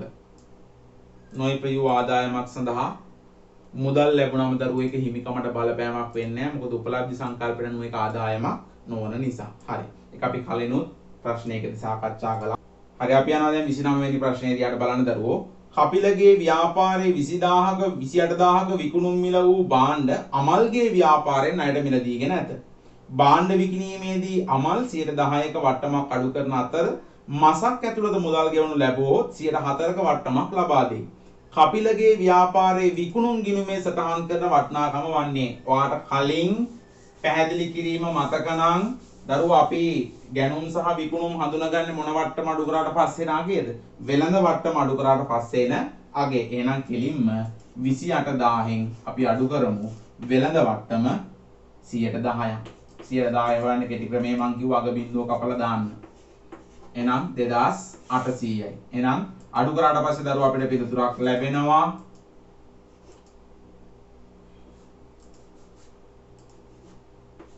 25200යි. අපිට පිළිතුරක් ලැබෙනවා 25200. එහෙනම් පිළිතුර 4 වෙනි පිළිතුර. හරි අපි යනවා 30 වෙනි ප්‍රශ්නේ දිහාට. බලන්න දරුවෝ සමාගමක් ලක්ෂ 5ක පිරිවැය වූ භාණ්ඩ 550000කට ණයට විකුණා ඇත. මෙම ගනුදෙනුව ඇතුළත් කිරීමෙන් පසු නිවැරදි ගිණුම් කරන සමීකරණය වන්නේ පහත දැක්වෙන ඒවා අතුරින් කුමක්ද? එහෙනම් අපි පළවෙනියටම කරන්න ඕනේ ඒගොල්ලෝ දීලා තියෙන සමීකරණය ලියා ගන්න ඕනේ. තොගය ධන, ණය ගැති ධන, මුදල් සමානයි ප්‍රාග්ධනය. ඔන්නෝක තමයි ඒගොල්ලෝ දීලා තියෙන සමීකරණය. මේකට කොහොමද බලපෑම කියලා අහනවා. ලක්ෂ 5ක භාණ්ඩ 550000කට ණයට වික්කම. ඉතින් දරුවෝ ලක්ෂ 5ක භාණ්ඩ විකුණද්දී අපේ ගවඩාවේ තියෙන තොගය අඩු වෙනවා ලක්ෂ 5. ඒත් එක්කම ණයටනේ විකුණන්නේ. එහෙනම් අපේ ණය ගැතියෝ වැඩි වෙනවා 550000. මුදල් වලට බලපෑමක් වෙන්නේ නැහැ. කෙලින්ම ලක්ෂ 5ක ඒවා 5,50,000කට වික්කම වැඩි ලාභයි 50,000ක්. එහෙනම් ප්‍රාග්ධනය වැඩි වෙනවා 50,000ක්. ප්‍රාග්ධනය වැඩි වෙනවා 50,000ක්. එහෙනම් නිවැරදි පිළිතුර වෙන්නේ තුන්වෙනි පිළිතුර. තුන්වෙනි පිළිතුර. අපි යනවා ඊළඟ ප්‍රශ්නයට. ඊළඟ ප්‍රශ්නේ ඔයා කොලේක කරලා ඒක ෆොටෝ එකක් අරන් මේ වෙද්දි ඒ ලින්ක් එකට අප්ලෝඩ් කරලා ඇති. ඔයා එතකොට ඒ ගත්ත ෆොටෝ එක දැන් ගන්න. අරගෙන බලන්න මොනවාද ඔයා කරලා තියෙන දේවල් වල තියෙන වෙනස්කම් මොනවාද පිළිතුරත් එක්ක කියන එක. හරි බලන්න. මේ ප්‍රශ්නේ දරුවෝ අපිට කියනවා නාරද 2015 3.1 දින 1,50,000ක මුදලක් ආයෝජනය කරමින් ඔහුගේ නිවසේ කොටසක ලිපි ද්‍රව්‍ය අලෙවි කිරීමේ ව්‍යාපාරයක් ආරම්භ කරලා තියෙන්නේ. එහෙම කියලා අපිට ගණදෙනු 10ක් දීලා තියෙනවා. ඒක ඔයා කියව ගන්න මම මේකෙදි කාලය ගන්න නැහැ මේක කියවන්න. අතිරේක තොරතුරු දෙකක් අපිට දීලා තියෙනවා. ඊට අමතරව අපිට දීලා තියෙනවා අවශ්‍ය වන්නේ කියලා ඉහත අංක 1 සිට 10 දක්වා ගණදෙනු වල බලපෑම අගයන් සහිතව ගිණුම් කරන සමීකරණය භාවිතා කරමින් පෙන්눔 කර එක් එක් අගයේ ඉදිරියෙන් එය වැඩි වේ නම් ධන ලකුණද අඩු වේ නම් ඍණද යන්න සඳහන් කරන්න. මේ සඳහා පහත ආකෘතිය භාවිතා කරන්න. හරි. අපි ආකෘතිය මෙන්න මේ විදිහට රූල් කරගන්නවා. හරි. බලන්න දරුවෝ මේකේ රුපියල් ලක්ෂයක ලිපි ද්‍රව්‍ය අයිතම අත්පිට මුදලට මිලදී ගැනීම. එතකොට ලක්ෂයක ලිපි ද්‍රව්‍ය අයිතම අත්පිට මුදලට මිලදී ගන්නවා කියන්නේ අපේ ලාච්චුවේ තියෙන සල්ලි ටික අඩු වෙනවා. එහෙනම් මුදල් තීරුවේ අපි මුදල් තීරුවක් නෙමෙයි දරුවෝ. එතන මෙතනදී මේගොල්ලෝ බැංකු ගිණුමක් විවෘත කරනවායි කියලා ඉහතදී කියලා තියෙනවා සියලු ගණදෙනු බැංකු ගිණුම හරහා සිද්ධ වෙනවායි කියලා. ඒ නිසා බැංකුවේ සල්ලි අඩු වෙනවා. කෙලින්ම ලක්ෂයක් අත්පිට ගද්දි බැංකුවේ සල්ලි ටික අඩු වෙනවා. එතකොට ව්‍යාපාරට අලුතෙන් එනවා ලිපි ද්‍රව්‍ය කියලා තොගයක්. එහෙනම් ලිපි ද්‍රව්‍ය තොගය වැඩි වෙනවා ලක්ෂයයි. බැංකුවේ සල්ලි ටික අඩු වෙනවා ලක්ෂයයි.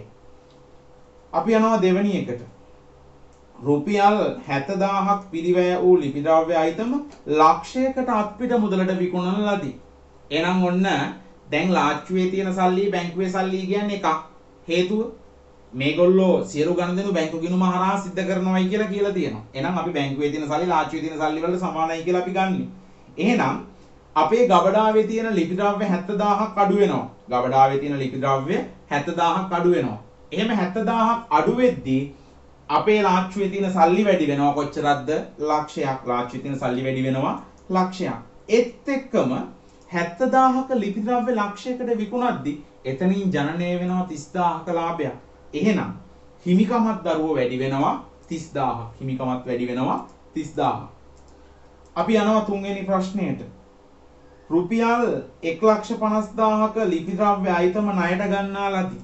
ණයට ගත්තත් අත්පිට ගත්තත් අපිට තොගය ලැබෙනවා. එහෙනම් අපේ තොගය තීරුවෙන් වැඩි වෙන්න ඕනේ 1,50,000ක්. මොකද ගබඩාවේ භාණ්ඩ වැඩි වෙනවා 1,50,000ක්. හැබැයි ගන්නේ ණයට. එතකොට ලාච්චුවේ සල්ලි වලට බලපෑමක් වෙන්නේ නැහැ. එහෙනම් මොකද වෙන්නේ? ණය හිමියෝ වැඩි වෙනවා. ඒ කියන්නේ වෙළඳ ගෙවිය යුතු දෑ වැඩි වෙනවා 1,50,000ක්. වෙළඳ ගෙවිය යුතු දෑ වැඩි වෙනවා 1,50,000ක්. හරි. හතරවෙනි එකට යනවා අපි. රුපියල් 30,000ක ලිපි ද්‍රව්‍ය අයිතම දෝෂ සහිත නිසා සැපයුම් කරුවන්ට ආපසු යවන ලදී. අන්න දරුවෝ මතක තියාගන්න මේ ගිණුම් කරන සමීකරණවලදී අපි ණයට ගන්න ඒවා තමයි අපිට ආපසු හරවා යැවීම සිද්ධ කරන්න පුළුවන්. අන්න ඒ නිසා මේ 30,000ක දෝෂ සහිත භාණ්ඩ ආපහු හරවලා යවද්දී අපේ ගබඩාවේ තියෙන තොගය 30,000කින් අඩු වෙනවා. එහෙනම් තොගයේ තීරුව අඩු වෙනවා 30,000ක්. ඒත් එක්කම දරුවෝ සැපයුම් කරුවන්ට ගෙවන්න තියෙන ගාණක් වෙළඳ ගෙවිය යුතු දෑ 30,000කින් අඩු වෙනවා. වෙළඳ ගෙවිය යුතු දෑ 30,000කින් අඩු වෙනවා. හරි. අපි යනවා පස්වෙනි එකට. 2015 3.15 දින රුපියල් 1,20,000කට පරිගණක යන්ත්‍රයක් ණයට මිලදී ගන්නා ලදී. මෙම මුදල මාස 18ක කාලයක් තුල ගෙවිය යුතු වේ. ඒ කියන්නේ වසරකට වඩා වැඩි කාල සීමාවක් තුලදී මේක ගෙවා නිම කරන්න ඕනේ කියන එක තමයි ඒකෙදි අපිට කියන්නේ. එහෙනම් අපේ ණය වැඩි වෙනවා දරුවෝ 1,20,000 වගකීම් වල. ඒ වගේම පරිගණක යන්ත්‍රයක් ගන්නෙ. එහෙනම් පරිගණක යන්ත්‍රය මොකද වෙන්නේ? අපේ දේපල පිරියත හා උපකරණ වැඩි වෙනවා. කීයක්ද 1,20,000ක්. දේපල පිළිතුරු උපකරණ වැඩි වෙනවා 1,20,000ක්. හරි. දැන් මේක ඊළඟට 6 වෙනි ප්‍රශ්නේදී අපිට කියනවා බලන්න ලක්ෂයක් පිරිවැය වූ ලිපි ද්‍රව්‍ය අයිතම 1,40,000කට ණයට විකුණන ලදී.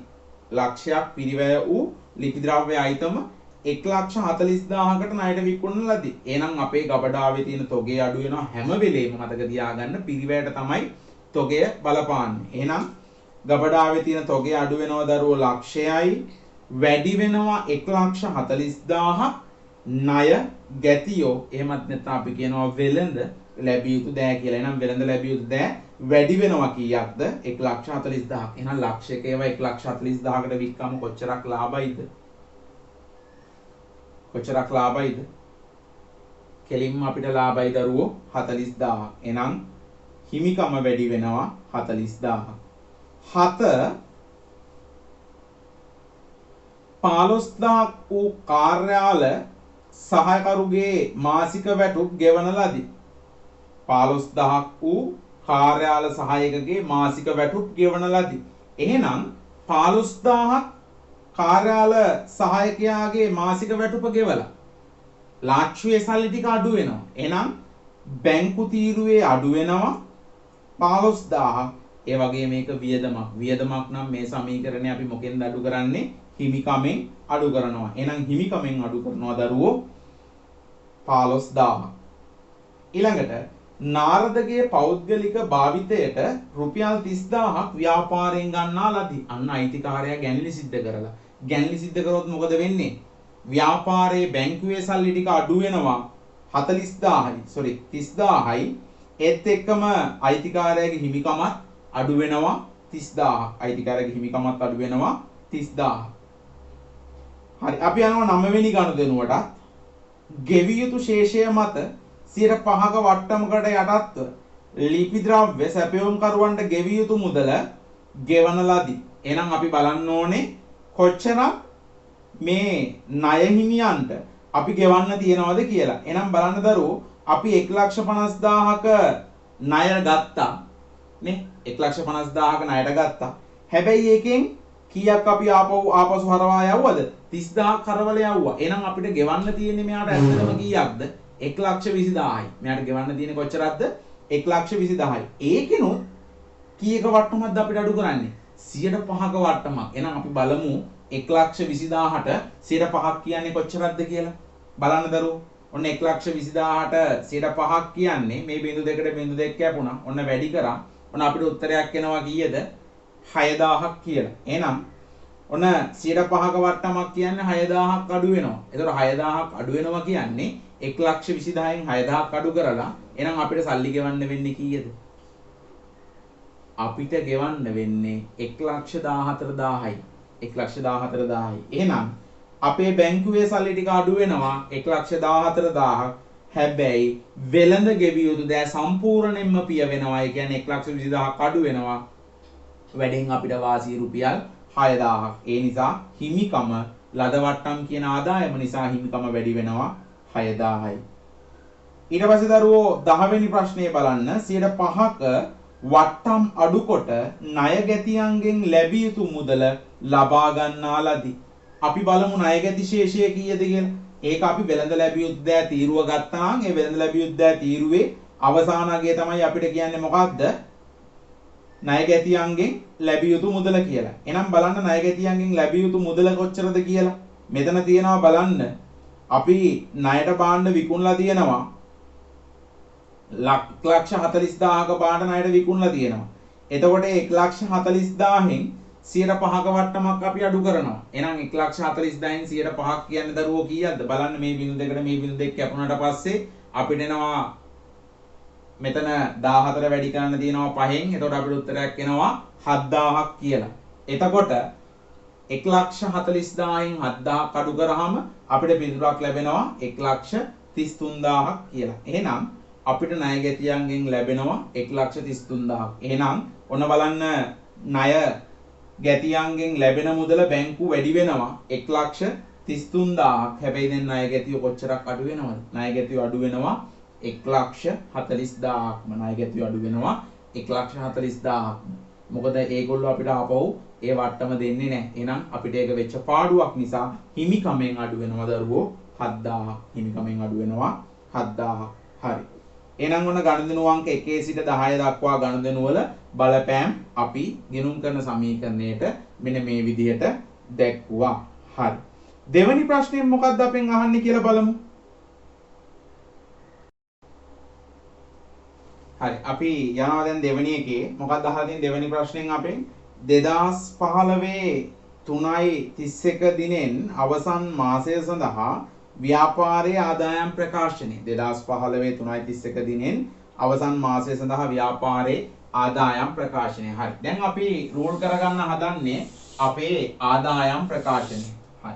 මම ඒක මේ බෝඩ් එකේ හදනවා. මොකද ඒක ඔයත් එක්ක මම හදන පළවෙනි ආදායම් ප්‍රකාශනය නිසා. හරි. එහෙනම් උඩින්ම ලියන්න ඕනි ව්‍යාපාරයේ නම.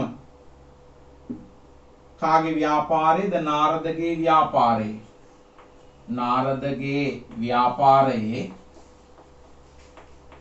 නාරදගේ ව්‍යාපාරයේ 2015 3.31 අවසන් මාසය සඳහා ආදායම් ප්‍රකාශනය අපි පිළියෙල කරනවා. ආදායම් ප්‍රකාශනය පිළියෙල කරනවා. එතකොට දරුවෝ මේ ආදායම් ප්‍රකාශනය හැදෙන්නේ උඩින්ම ගන්නවා විකුණුම් වලින් ආපසු එවුම් තිබ්බොත් එහෙම ආපසු එවුම් ටික අඩු කරන්න ඕනේ අපි. එතකොට එන පිළිතුරෙන් අපි විකුණුම් පිරිවැය අඩු කරන්න ඕනේ. අපි විකුණුම් පිරිවැය අඩු කරනවා. එතකොට විකුණුම් පිරිවැය කියන එක හැදෙන්නේ ආරම්භක තොගයට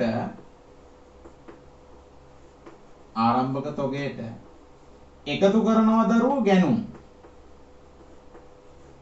ගත්තු ඒවා ආපහු යවලා තිබ්බොත් අඩු කරනවා. ආපසු යවුම් තියෙනවා නම් ඒවා අපි අඩු කරනවා. ඊට පස්සේ අපි අවසානයේ අඩු කරනවා අවසන් තොගය. අපි අඩු කරනවා අවසන් තොගය. ඒන පිළිතුර මෙතනින් අඩු කරලා විකුණුම් පිරිවැය අපි ගන්නවා උත්තරයක් දල ලාභයක් වෙයිද අලාභයක් වෙයිද දන්නේ නැති නිසා අපි දල කියලා ලියලා එතනින් නතර කරනවා. ඊට පස්සේ මේකේ තියෙන වෙනත් ආදායම් ටික අපි ගන්නවා. වෙනත් ආදායම් ඊළඟට අපේ වියදම් ටික අපි මේ විදිහට ගන්නවා. හරි. දැන් මේ ගානට අදාළව අපි දැන් මේ තොරතුරු ටික හොයා ගන්න ඕනේ. අපි යනවා නැවතත් ගාන පැත්තට. බලන්න විකුණුම් මේකේ තියෙනව දරුවෝ බලන්න එක තැනකදී තොගයක් අත්පිට විකුණලා තියෙනවා ලක්ෂයකට, තව තැනක විකුණලා තියෙනවා ණයට 1,40,000. එතකොට ඔක්කොම විකුණුම් තියෙනවා කීයක්ද? 2,40,000ක්. අත්පිට ලක්ෂයයි ණයට 1,40,000යි. එහෙනම් අපි විකුණුම් විදියට මෙතනදී ගන්නේ 2,40,000ක්. එතකොට මේ 2,40,000 හැදුනේ කොහොමද කියලා අපේ දරුවෝ දන්නවා. බලන්න ගනුදෙනු අංක දෙකේ තියෙනවා ලක්ෂයක් අත්පිට මුදලට විකුණලයි කියලා. ඊට පස්සේ ගනුදෙනු අංක 6 තියෙනවා 1,40,000ක් ණයට විකුණලා කියලා. එහෙනම් ඔක්කොම විකුණුම් තියෙනවා 2,40,000ක්. හැබැයි අපි විකුණුපුව අපිට ආපහු එවීමක් තිබ්බේ නැහැ. ඒ නිසා ආපසු එවුම් නැහැ. දරුවෝ මේ ව්‍යාපාරයේ ආරම්භක තොගයක් නැහැ. මොකද මේක මේ ව්‍යාපාරය පටන් ගත්තා විතරයි. ඒ නිසා ඔන්න ආරම්භක තොගයක් නැහැ. මේ ව්‍යාපාරය මේ අවුරුද්දේ පටන් ගත්තේ මේ පළවෙනි මෙහෙයුම් මාසේ. එහෙනම් ආරම්භක තොගයක් තියෙන විදිහක් නැහැ. එහෙනම් ගැනුම් ටික අපිට ඕනේ. බලන්න ලක්ෂයක ලිපි ද්‍රව්‍ය අයිතම අත්පිට අරගෙන තියෙනවා. ඊට පස්සේ 1,50,000ක ලිපි ද්‍රව්‍ය ණයට අරන් තියෙනවා. ඒ කියන්නේ පළවෙනි එකේ පළවෙනි ගනුදෙනුවේ ලක්ෂයක ලිපි ද්‍රව්‍ය අත්පිට අරන් තියෙනවා. ඊළඟට තුන්වෙනි ගනුදෙනුවේ 1,50,000ක ලිපි ද්‍රව්‍ය ණයට අරන් තියෙනවා. එහෙනම් ඔක්කොම ගැනුම් තියෙනවා දරුවෝ 2,50,000ක්. ඔක්කොම ගැනුම් තියෙනවා 2,50,000ක්. අපි ගත්තු ඒවා ආපහු යවලා තිබ්බද? ඔව් අපි ගත්තු ආපහු යවලා තිබ්බා. මොකද්ද? 30,000ක ලිපි ද්‍රව්‍ය දෝෂ සහිත නිසා අපි ආපහු යවලා ගනුදෙනු අංක 4 එහෙනම් ආපසු යවුම් 30,000 අපි මෙතනින් අඩු කරන්න ඕනේ. ආපසු යවුම් 30,000 මෙතනින් අඩු කරන්න ඕනේ. එහෙනම් අපි මෙතනින් අඩු කරලා පිළිතුර ගන්නවා 2,20,000ක් කියලා සුද්ධ ගැනුම්. එහෙනම් අවසන් තොගය හොයාගන්න එපයි. අවසන් තොගය හොයාගන්න ඔයා අපි හදපු සමීකරණයේ තොගය තීරුව එකතු කරන්න. එතකොට තමයි එන්නේ අපේ අවසාන තොගය. යන්න ඔයාගේ තොගය තීරුව එකතු කරාම කීයක් එනවද බලන්න. තොගය තීරුව එකතු කරාම කීයක් එනවද? 50000ක් එනවා. එහෙනම් ඔන්න අවසන් තොගය අපි අඩු කරනවා කීයක්ද? 50000ක්. එහෙනම් 220000න් 50000ක් අඩු කරාම අපිට උත්තරයක් ලැබෙනවා 1,70,000ක් කියලා. එහෙනම් විකුණුම් පිරිවැය කීයද දරුවෝ? 1,70,000යි. විකුණුම් පිරිවැය කීයද? 1,70,000යි. එහෙනම් මෙතනදී සුද්ධ විකුණුම් 2,40,000යි. ඒ 2,40,000න් 1,70,000ක් අඩු කරන්න. එතකොට ඔයාලට දල ලාභයක් ලැබෙනවා කීයකද? 70,000ක. දල ලාභයක් ලැබෙනවා 70,000ක. හරි. ඊළඟට වෙනත් ආදායම් වියදම් ගලපන්න කලින් අපි සාමාන්‍යයෙන් දන්නවා ගාණක් පටන් ගද්දී අපි ගාණ පටන් ගන්න ඕනේ ගැළපිලි වලින් කියලා. එතකොට මේ තියෙන ගැළපිලි අපි කියවගත්තු නිසා කලින් මේ එකදු ගැළපිල්ලක්වත් විකුණුම් පිරිවැයට අදාළුනේ නැහැ. ඒ නිසා තමයි අපි ඒවා එතනදී ගත්තේ නැත්තේ. හරිද? විකුණුම් පිරිවැය හෙව්වේ අපි මුලින්ම ඒ නිසා. දැන් එහෙනම් මෙතනදී බලන්න ඊළඟට ආදායම් වියදම් වලට බලපෑම එල්ල කරද්දී පහත තියෙන ගැළපිලි ටික ඒකට අදාළයි. අපි සමීකරණයට ගැළපිලි ගත්තෙත් නෑ හොඳේ. මොකද සමීකරණය අපෙන් ඉඳලා තිබ්බේ ගණිතන අංක 1 සිට 10 දක්වානේ. ඒතර අතිරේක තොරතුරු යොදා ගන්න කියලා තිබ්බේ නෑ. ඒ නිසා තමයි අපි ගැළපිලි සැලකිල්ලට ගත්තේ නැත්තේ. නැත්නම් සාමාන්‍යයෙන් අපි දන්නවා ගාණක් පටන් ගද්දී අපි පටන් ගන්නේ ගැළපිලි වලින්නේ. හැබැයි මේක අපි ගැළපිලි වලින් පටන් ගත්තේ නැත්තේ අපෙන් ඒවා ඉල්ලලා තිබ්බේ නෑ. ඉතින් ඉල්ලලා නැති ඒවා දරුවෝ බොරුවට අපි ගාණ හදද්දී ප්‍රයෝජන ගන්න අවශ්‍ය වෙන්නේ නෑ. එහෙනම් අතිරේක තොරතුරු දීලා තියෙන්නේ මෙන්න මේ ආදායම් ප්‍රකාශනය හදද්දී. බලන්න පළවෙනි අතිරේක තොරතුරු 2015 මාර්තු මාසය සඳහා 3000ක් වූ ව්‍යාපාරයේ දුරකථන බිල 2015 4/2 දින ලැබුණි. දුරකථන බිල 3000ක් වෙච්ච දුරකථන බිල අපිට ලැබිලා තියෙන 4/2. හැබැයි ඒක මොන මාසෙට අදාළ? මාර්තු මාසෙට අදාළයිනේ. එහෙනම් මාර්තු මාසයේ වෙද්දි ගෙවලා තිබ්බේ නැහැ. එහෙනම් අපි මේ වියදම මාර්තු වලදී හඳුනා ගන්න ඕනේ. එහෙනම් මොන සංකල්පේ නිසාද? උපචිත සංකල්පේ නිසා. මොකද උපචිත සංකල්පෙදි කිව්වා මතකද ඔයාට යම් කිසි වියදමක් තියෙනවා නම් ඒක මුදලින් ගෙවුවත් එකයි නැතත් එකයි කාලච්ඡේදයට අදාළ නම් ගන්න කියලා. ආන් එහෙනම් උපචිත සංකල්පයට අනුව අපි මෙතනට ගන්නවා දුරකථන ගාස්තු 3000. දුරකථන ගාස්තු කියලා අපි ගන්නවා කීයද දරුවෝ? 3000ක්. එහෙනම් ඔන්න ගැළපිල්ල පළවෙනි එක හරි. ඊළඟට ව්‍යාපාරයේ දේපල පිරියත හා උපකරණ වාර්ෂිකව 120 බැගින් සරල මාර්ග ක්‍රමයට ෂෙයා කළ යුතුයි. අන්න වාර්ෂිකව 120ක්. හොඳේ පැහැදිලිව තේරුම් ගන්න. අපි මේක හදන්නේ මාසයකට. මේ මාසය සඳහා. එහෙනම් වර්ෂයක ගන්න බෑ. අපිට ගන්න ඕනේ මාසික ෂෙයා. හරි. එහෙනම් අපි ළඟ තියෙන වත්කම් මොනවාද තියෙන්නේ? දරුවෝ අපි ළඟ වත්කම් තියෙනවා. මුලින්ම අයිතිකාරයා ගෙනල්ලා දැම්ම 60000ක ලීබඩු. මතකනේ? එයා මුදල් දැම්ම 1,50,000යි ලීබඩු දැම්ම 60,000යි. එහෙනම් අපි ළඟ තියෙනවා ලීබඩු. බලන්න ලීබඩු 60,000ට 120ක්. 60,000ට 120ක්. එතකොට කොච්චරද වාර්ෂික ෂෙයා? දරුවෝ වාර්ෂික ෂෙයා එනවා 12000. වාර්ෂික ෂෙයා එනවා කීයක්ද? 12000. අපිට වාර්ෂික ෂෙයා නෙමෙයි ඕනේ මාසික ෂෙයා. ඒ නිසා අපි 12න් බෙදනවා. එහෙනම් මාසික ලීබඩු ෂෙයා එනවා අපිට 1000ක්. එහෙනම් එක වියදමක් අපි ගන්නවා ලීබඩු ෂෙයා 1000යි. ලීබඩු ෂෙයා 1000යි. ඊට පස්සේ තව මොනවාද අපි ළඟ ජංගම නොවන වත්කම් දේපල පිරියත් උපකරණ තිබ්බේ. ඔයාගේ තීරුව දිහා බලන්න. අපි ගත්තා 1,20,000ක පරිගණකයක්. මතකනේ? ඔන්න පරිගණක. පරිගණකය ගත්ත 1,20,000ක්. එහෙනම් එයත් අපි වැඩි කරනවා 120ෙන්. එහෙනම් වර්ෂයකට ෂේනව දරුවෝ කොච්චරද? 24000. දැන් මේ පරිගණකය ගත්තේ අපි මාර්තු මාසේ කවද්ද? බලන්න. මාර්තු 15. ඒ කියන්නේ හරියටම මාසේ මැද්දේ. එතකොට මාසෙටම ෂේ කරලා හරියන්නේ නැහනේ. එතකොට අපි මාස භාගයකට ෂේ හොයන්න ඕනේ. හරි. මොකද අපි මාසයකටම ෂේ කරොත් වැරදි. මොකද අපි ඕකේ රේඛාව ගත්තොත් මෙන්න මේ විදිහට මාර්තු මාසේ පළවෙනිදාන් අපේ ගිණුම් කාලච්ඡේදයේ මාර්තු මාසේ පළවෙනිදාන් ආරම්භ කරලා 3:31 න් අවසන් වෙන්නේ. එතකොට ඔය උපකරණේ ගත්තේ හරියටම පළවෙනි මාසේ මැද. එහෙනම් මේ ටිකේ විතරයි අපි ෂෙයා කරන්න ඕනේ. මේ ටිකට අදාළව ෂෙයා හොයන්න බෑ. එහෙනම් අපි හොයන්න ඕනේ මාස භාගයක ෂෙයා. එහෙනම් අපි මාසික ෂෙයා හොයන්න මේක 12න් බෙදන්න එපා. 12න් බෙදලා මාසික ෂෙයා හොයනවා. මාසිකට ෂෙයා 2000ක් එනවා. එහෙනම් මාස භාගයකට ෂෙයා කියන්නේ මේක නැවත දෙකෙන් බෙදන්න ඕනේ. එහෙනම් මාස භාගයකට ෂෙයා කීයද? 1000යි. එහෙනම් ඔන්න අපි මෙතනට ගන්නවා දරුවෝ පරිගණක ෂෙයා පරිගණක ෂෙයා 1000යි. පරිගණක ෂෙයා 1000යි. ඔන්න ගැළපිලි දෙකම ඉවරයි. ඊට පස්සේ තියෙන ඉතුරු ආදායම් වියදම් ටික ගන්න. අපි ගමු ආදායම් වියදම් ටික එහෙනම්. ආයෙ අපිට තිබ්බ දරුවෝ වැටුපක් තිබ්බ කාර්යාල සහායකගේ 15000ක. එහෙනම් ඒක ගන්න. වැටුප් 15000ක් ගන්න. වැටුප් තිබ්බ අපිට 15000. එහෙම බලාගෙන යද්දී අපිට ලැබුණා වට්ටමක් නේ ලද වට්ටමක් අපිට හම්බුණා. අපිට ගෙවද්දි 105ක් ණය හිමියන්ගෙන් අඩු වුණා නේ. ලද වට්ටම කීයක්ද අපිට ආවේ? බලන්න දරුවෝ. ලද වට්ටම අපිට ආවා 6000ක්.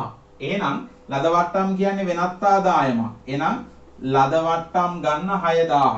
මම කෙලින්ම දෙවෙනි තීරුවටම ගන්නවා. මොකද තව වෙනත් ආදායම් තිබ්බේ නැති නිසා. තිබ්බනම් මොකද කරන්නේ? පළවෙනි තීරුව එකතු කරලා එහා පැත්තට ගන්න. ඊට පස්සේ තව වියදමක් තිබ්බා. දුන් වට්ටමක්. අපි දුන්නා. කීයක් දුන්නද? රුපියල් 7000ක දුන් වට්ටමක් දුන්නා. හරි. ඊට පස්සේ මෙන්න දලලාභයට වෙනත් ආදායම් ටික එකතු කරාම අපිට එනවා 76000. අපිට එනවා කීයක්ද? 76000. අපි මෙතන තියෙන වියදම් ටික එකතු කරමු දරුවෝ.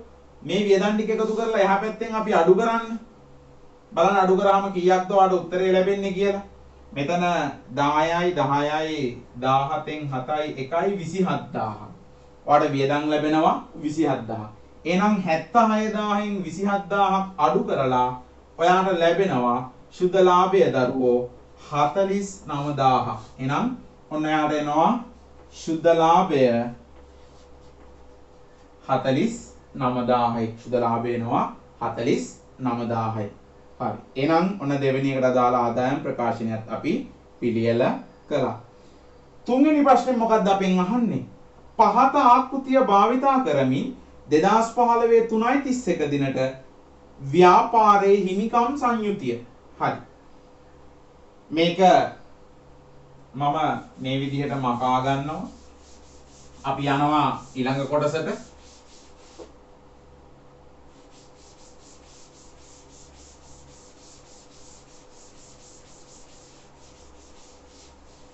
හරි. ඒකෙන් අපෙන් අහන්නේ හිමිකමේ සංයුතිය. අපෙන් අහන්නේ හිමිකමේ සංයුතිය. ඒතර හිමිකමේ සංයුතිය ආරම්භක ප්‍රාග්ධනය කොච්චරද කියලා අහනවා. දරුවෝ මේකේ ආරම්භක ප්‍රාග්ධනය මෙයා මුදලින් 1,50,000කුයි 60,000ක් වටිනා ලී බඩුයි දෙකක් යොදවලා තියෙනවනේ. එහෙනම් ආරම්භක ප්‍රාග්ධනය කීයද? මේ දෙකේ එකතුව 2,10,000යි. ආරම්භක ප්‍රාග්ධනය 2,10,000යි. මොකද මුදල් 1,50,000කුයි 60,000ක් ලී බඩුයි යොදවලා තියෙනවා. ඒක තමයි ආරම්භක ප්‍රාග්ධනය. එහෙනම් මේකට ශුද්ධ ලාභය එකතු කරන්න ඕනේ. ලාභයක් නම් අපි එකතු කරනවා, අලාභයක් නම් අඩු කරනවා. අපිට ශුද්ධ ලාභය ආව 49000.